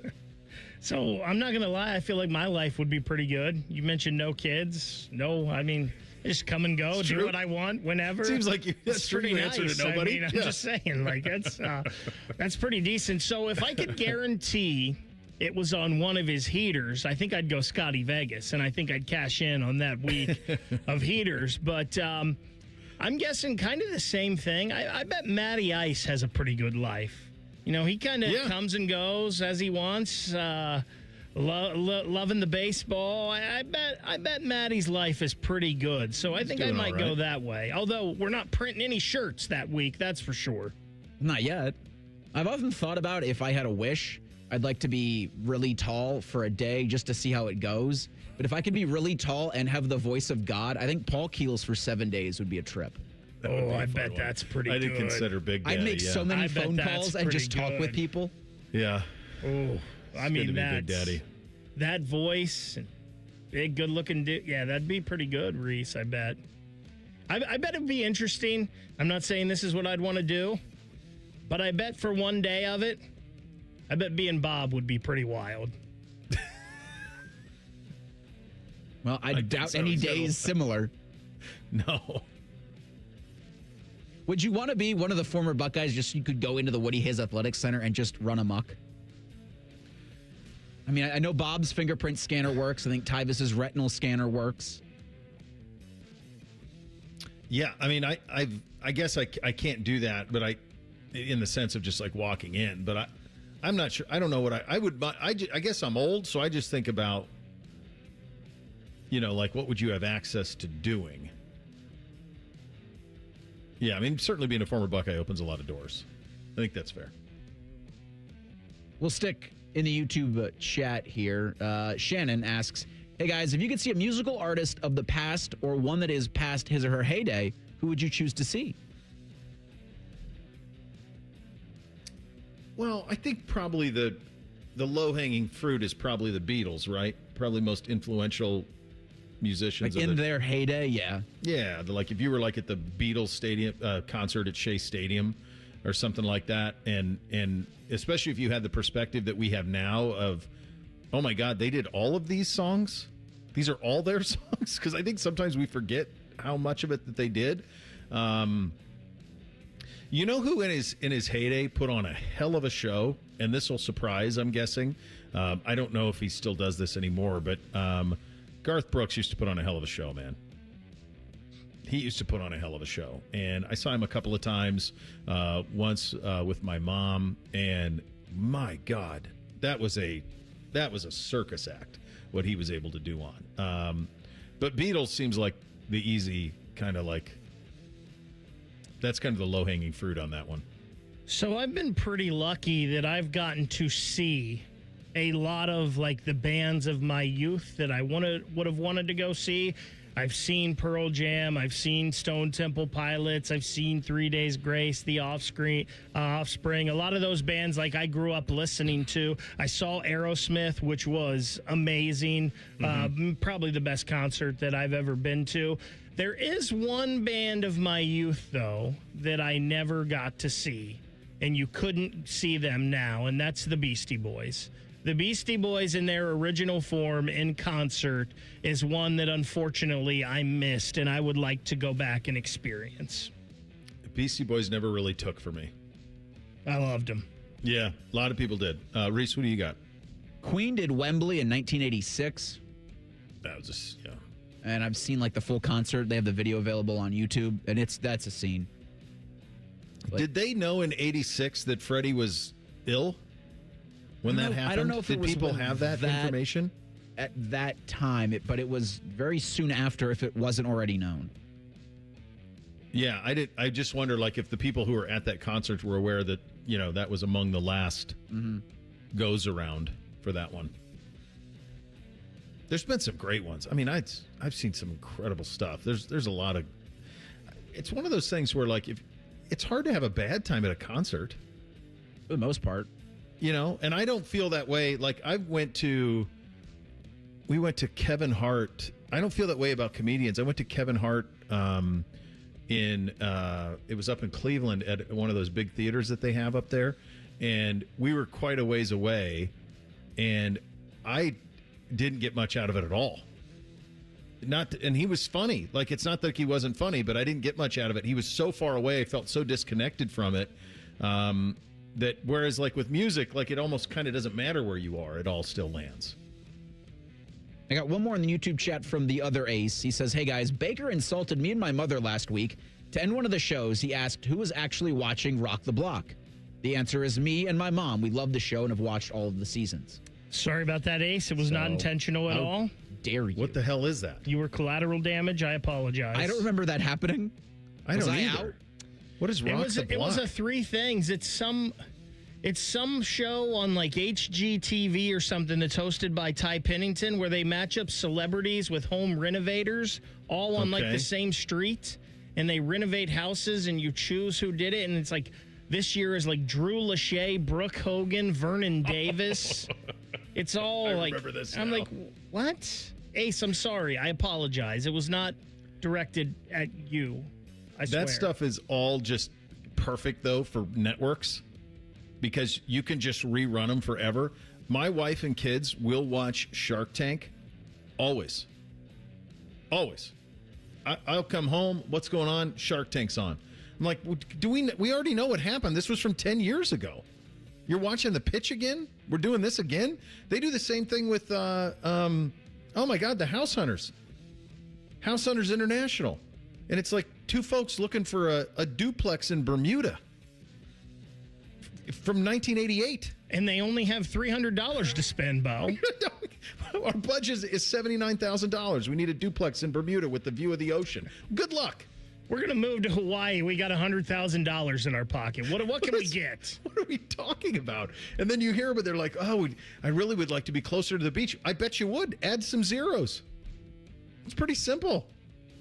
All right, Mike Petraglia. The Bengals added some zeros to their payroll. Mike Petraglia going to join us on that and other things in 2 minutes. Bishop and Friends right here on The Fan. Hey, what's up? It's T-Bone. Now is the time to call Comer & Cross and transform your garage with a gleaming new Comer & Cross garage floor. Maybe your garage floor has exposed concrete with stains and cracks or a bad epoxy or paint job. Well, a new Comer & Cross garage floor will transform your entire garage in just one day. Now, here's the great part of this whole story. If you call them right now, they're going to take 50% off installation. Yeah, that's right, 50% off installation from Comer & Cross when you call them today at 1-800-NEW-FLOOR. A Comer & Cross garage floor is the gold standard, guaranteed to never chip, crack, or show tire lift like epoxy or paint ever. Plus, they make it easy. They'll take your stuff out of the garage for you. They'll fix your cracks and pits perfectly like it's a new garage floor, and then they'll apply the proprietary finish that you pick. Yeah, I said it. They'll fix your cracks and pits. What's wrong with that? That's what you want. So call them today at 1-800-NEW-FLOOR to get 50% off installation. That's 1-800-NEW-FLOOR. Or go to comercross.com. There's an old story about cat toys that's been retold for over 20 years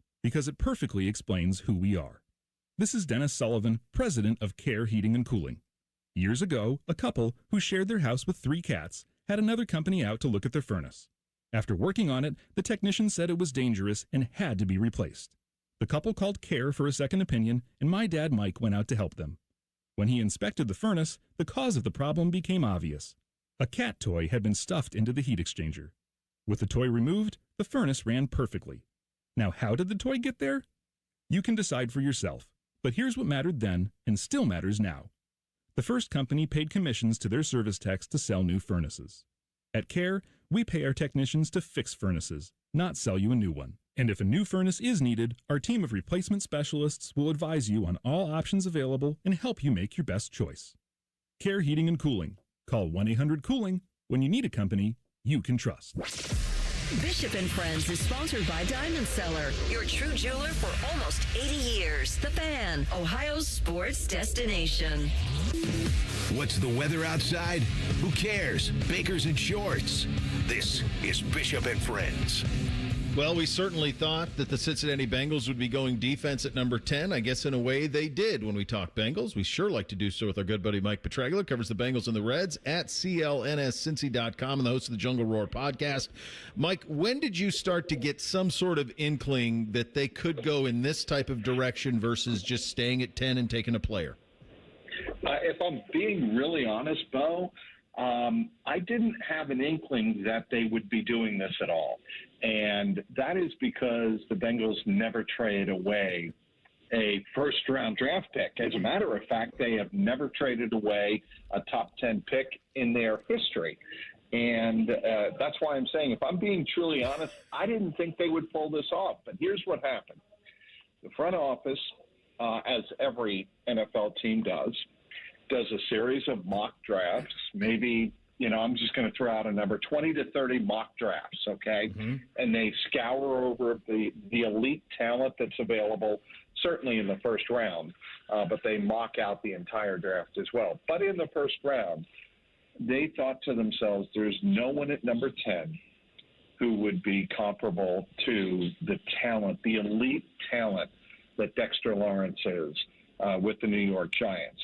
But, of course, to do that, they would have to get the permission of Mike Brown, the owner, Katie Blackburn and Troy Blackburn, who would be responsible for making the financial numbers work, and credit to Duke Tobin and his scouting department and his football personnel staff for approaching Bengal ownership and saying, look, we're not going to get anyone close to this talent at number 10. Certainly if it were a top 5, top 6 pick, that's a different conversation, but it's not. And there's going to be a run on defensive talent in the top 6 or 7 or even 8 picks, but the Bengals didn't want to find themselves in no man's land. So what happened was the front office convinced Mike Brown and Bengal ownership that this would be the most prudent move. I think it was a terrific move when you take all of that into consideration, and you've got a ready-made Pro Bowl, All-Pro nose tackle coming in who can contribute right away, just what they needed. Mike, I couldn't agree with you more. It's an all-chips-in move. It's let's go win the Super Bowl in the next 2 or 3 years, which is, I'm a Bengals fan. I'm going, and by the way, for longtime Bengals fans, they've done all of it. Obviously, maybe the Hendrickson thing didn't go exactly the way that you wanted, but they did Higgins, they did Chase, Burrow. Now a move like this. Like, this is not, to your point, this is not what they've done historically. And so I give a lot of credit for that. Would you say that is fair, that this is hey, we're in a 2 or 3 year window to go win a Super Bowl? No, there's no doubt about that. And yes, I think Joe Burrow probably, in his conversations with the organization at the end of the year, which he was pretty open about with us and the media, he made it definite in no uncertain terms that he wanted to see improvement in the roster, but specifically the defense. That's what he was getting at. And he wanted to see players brought in who could make an impact. And certainly this qualifies as that. But what was interesting when I asked Zach Taylor about the offense, he said, this is great for our defense, but our offense needs to take care of the ball next year and not turn the ball over so much. We gave the other team a lot of points, and we can't do that next year. And I think that was kind of a reminder to Joe that we're going to fix the defense. There's no question. You're absolutely right. We need to fix the defense. But we need to take care of our own house as well in terms of the offense. And, Zach Taylor not only is the head coach, but he is in charge of the entire offensive scheme of the Cincinnati Bengals. So I found that interesting as well. Yeah. I do too. I find that all quite interesting. It's funny. This is kind of the cherry on the top, and obviously they have more picks, and they'll be able to continue to kind of implement and put on this roster as we go along. But this is certainly the cherry on top of this, Mike, is this acquisition of Lawrence. But it's been an off season that's been about the defense. We played a game here yesterday on the show. Like, let's look at our lads and look at the two deep. And let's look around the league. And I look at Cincinnati, and I actually think there's incredible value. I think they were like 25-1 to win the Super Bowl. To me, there's not a whole lot of question marks. As we go into the draft tomorrow, where are they still? Are there still some question marks for Cincinnati? Oh, there definitely are. And that's one thing I think people need to keep in mind is this Dexter Lawrence move was a terrific move and necessary, but you still need to go out and add depth to the secondary, because you have not extended yet Dax Hill or DJ Turner. So, and you still are looking for somebody to step into that nickel back spot, which is taken by Jalen Davis right now. You need somebody to come in, fill that role, and that could be a draft pick in the second round. You still need, I think, a versatile drop-back linebacker, and you don't have that in Demetrius Knight Jr. or Barrett Carter. You need somebody who can play the field a little bit more, be somebody who can come in if either one of those guys get injured, and that's where a Jake Golday of the University of Cincinnati could be a player in the second round and number 41 overall. I think that's a possibility, and certainly you could use another edge, because Miles Murphy certainly came on last year. He developed. You do have Shamar Stewart. You signed Boye Mafe, but you need another edge rusher, if you ask me. Mike, what can you – obviously over all of this is Burrow, right? And when you land somebody like him, and then he's had the injury stuff, there becomes immense pressure to take full advantage of it. And it seems to me from afar that he is putting quite a bit of pressure, and even in his postseason presser, as you alluded to, he certainly was pretty pointed in terms of it's time to go, and he's been cryptic in some of his conversations. You've been covering him since he got down there.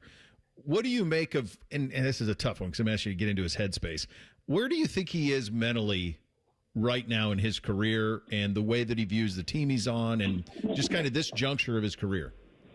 I think there's a little bit of uncertainty, maybe not a lot, but I think he is feeling like, okay, what is the next step that I have to take? What is the next step the team has to take to get it done? And I think until you do that, you don't know what the future is going to look like. And I think Burrow is trying. He's very much someone who is a philosophical guy. He likes to keep his thoughts to himself for the most part, but he's a very introspective type of athlete.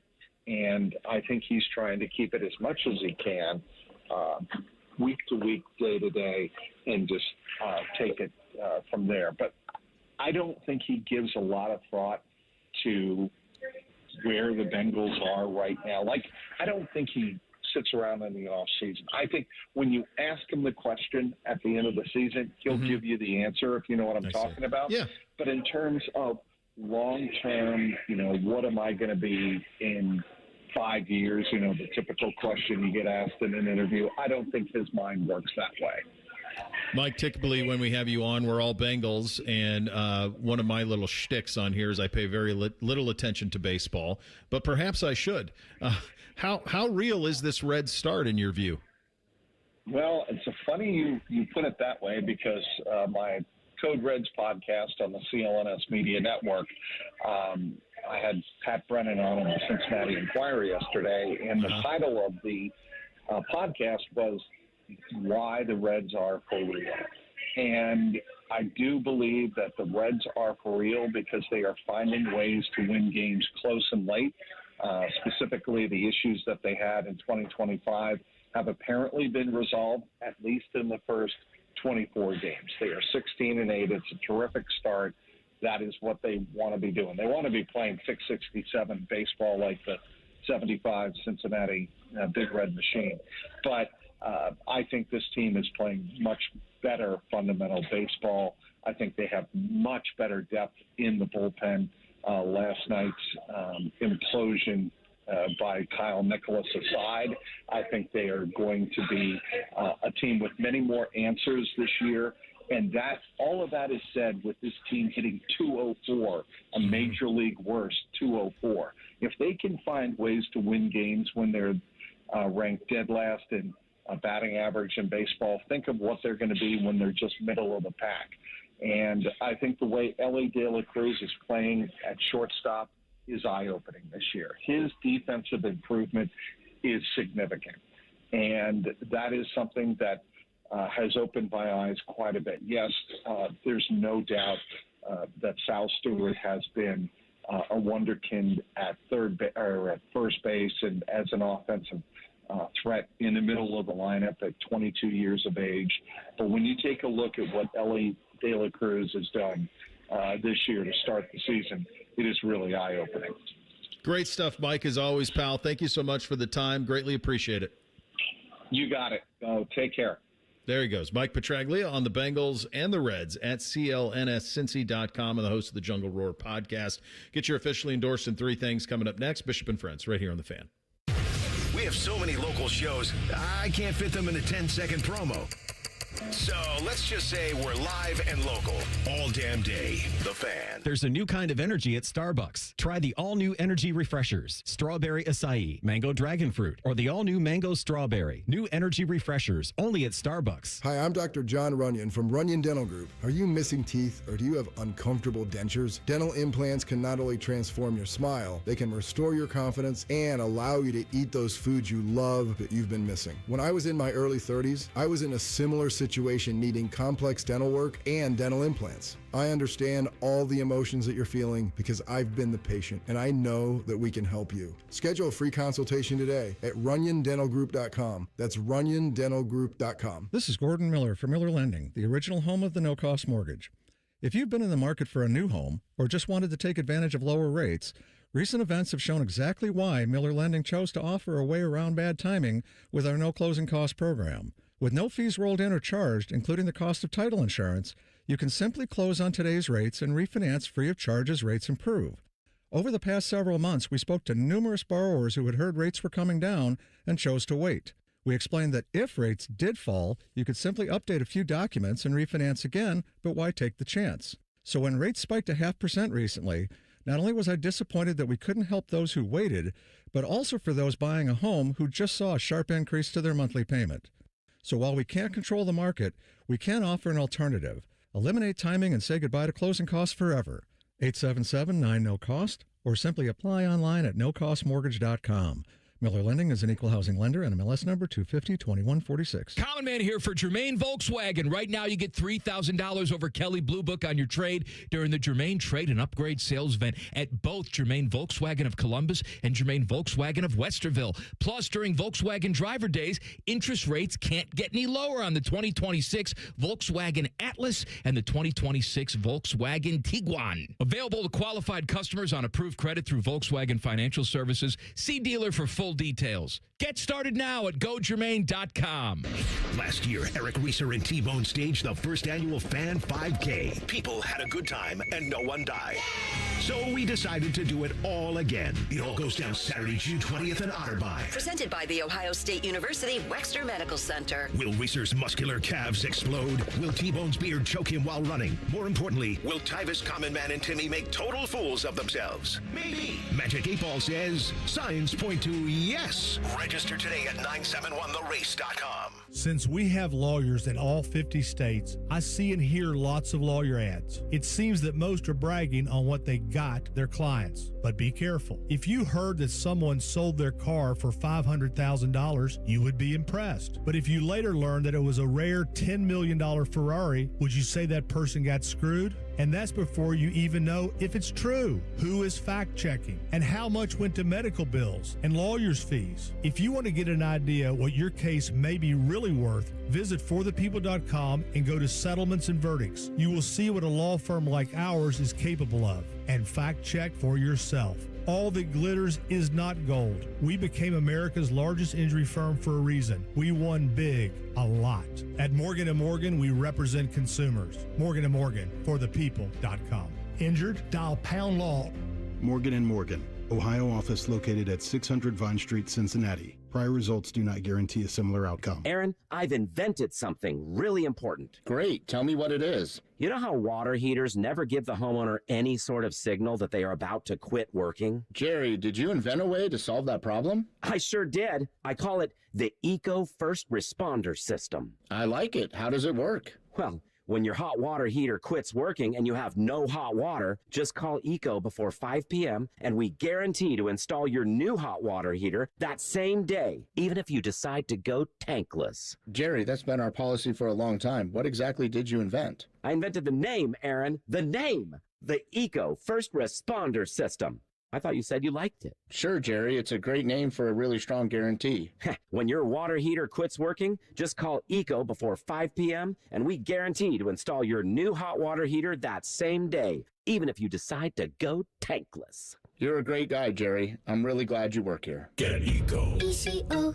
GetEco.com. The Fan Guest Hotline is sponsored by Accurate Heating and Cooling and Bryant. Doing whatever it takes to keep you and your home comfortable. The Fan. Pull up a stool and ask the bartender for something neat, because Uncle Bo is on the radio.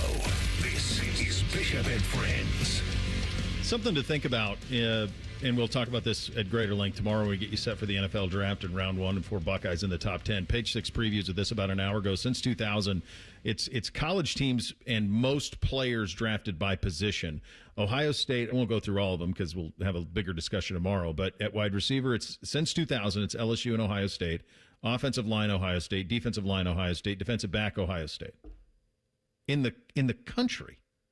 They have 3 position groups by themselves, and they share wide receiver with LSU since 2000, and have by far and away the most picks. Thing or not a thing? Big thing. NFLU. Reese, what do you have in the poll today, bud? The Daily Fan Poll is sponsored by JT's Pizza and Pub, and I think it references an upcoming meeting between the CFP Management Committee, which is made up of the 10 Football Bowl Subdivision Conference Commissioners, and Notre Dame Athletic Director Pete Vivacqua. They're meeting this week in Dallas. Okay. Daily Fan Poll asks, what's the ideal number of teams for the college football playoff? The committee has a contractual deadline of December 1st to let ESPN know if they're going to be expanding in the 2027 season. But to the fan poll, it asks the ideal number. The options are 4, 12, 16, and 24. 67% of respondents to the Daily Fan Poll, sponsored by JT's Pizza and Pub, say 12. 25% say 16, 7% say 4, and 1% says 24. And that's Tony Petiti. I shouldn't have dropped. That's a good line out of you. 8's the number. Honestly, it's 8. I heard you lamenting the the miss of not having 8 in this poll. Yeah, I think 8's the number. 8's the sweet spot. That's where you want to be. And then if it's not 8, it's got to be 16. Get rid of the buys.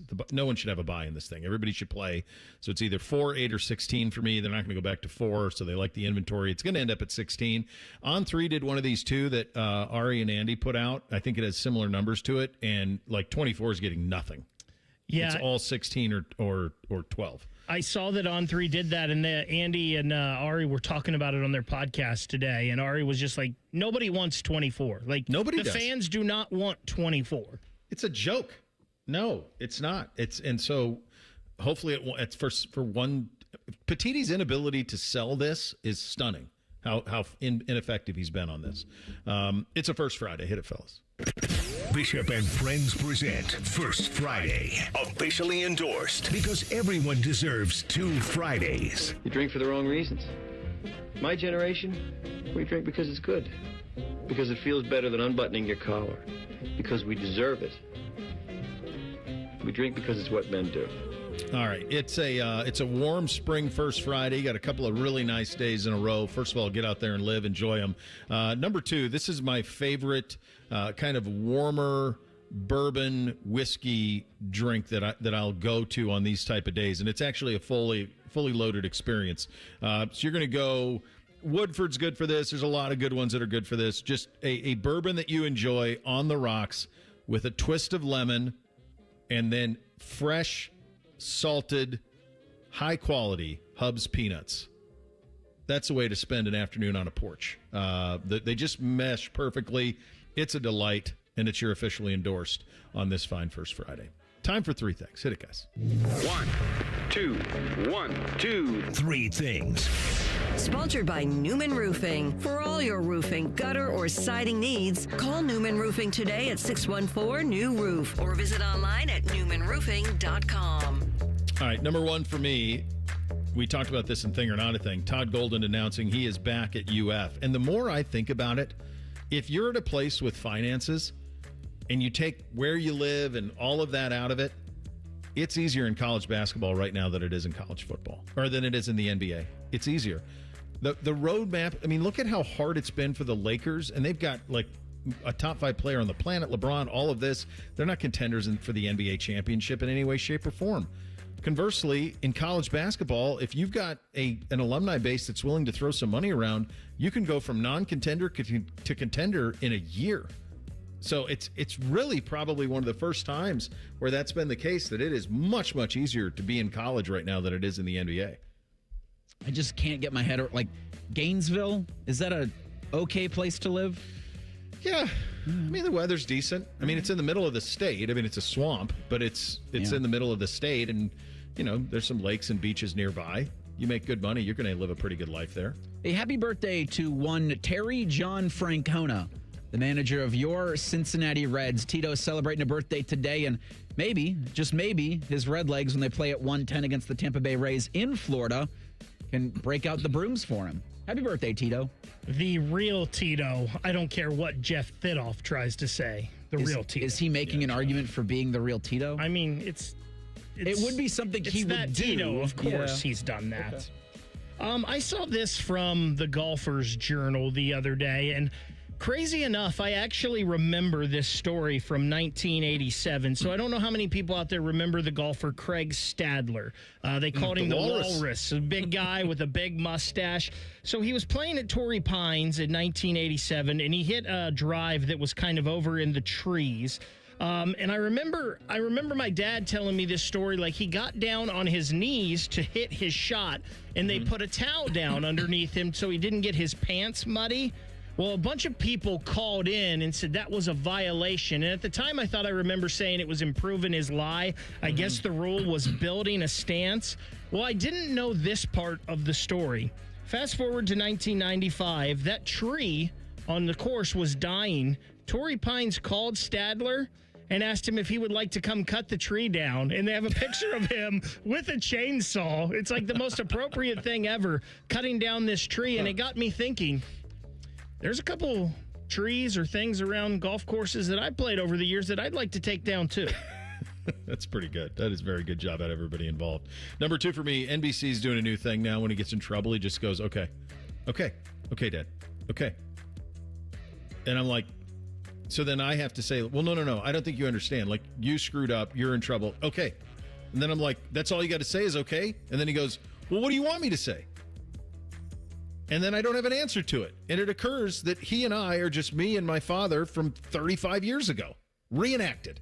Because that's the exact same thing I would do. Okay, yeah, okay. I got it. Okay. And that's what I'm getting okayed now. That's where we're at.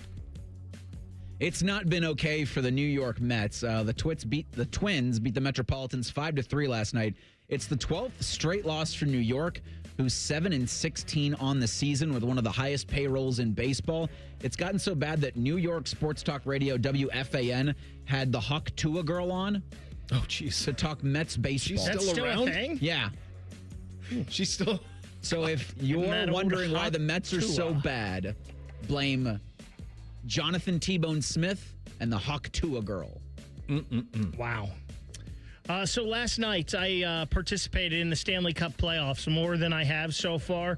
Man, that Tampa Bay Montreal series is great, and it got me jonesing for hockey again. Mm-hmm. So I got tickets, Bo. I'm coming up to your neck of the woods on Sunday. I'm going to the Cleveland Monsters, Game 2 of their series with the Syracuse Crunch. I thought maybe you were going to Montreal. I was going to give you a list of I'll give you a list of establishments that you could frequent and have a hell of a good time. Maybe Tampa'd be where to go this time of year. Tampa would be good, too. I think your atmosphere would be a little better up in Montreal on that side of things. No time for 3 today, so this will be the collective 3 from all of us. It's gorgeous the next couple of days. If you can, get out and live. Enjoy the whiskey on the rocks with the twist and the peanuts. It'll deliver for you, absolutely. Roth on Ice coming up next. We're back tomorrow. Bishop and Friends right here on The Fan. All the Ohio State conversation you can handle. The Buckeye Show.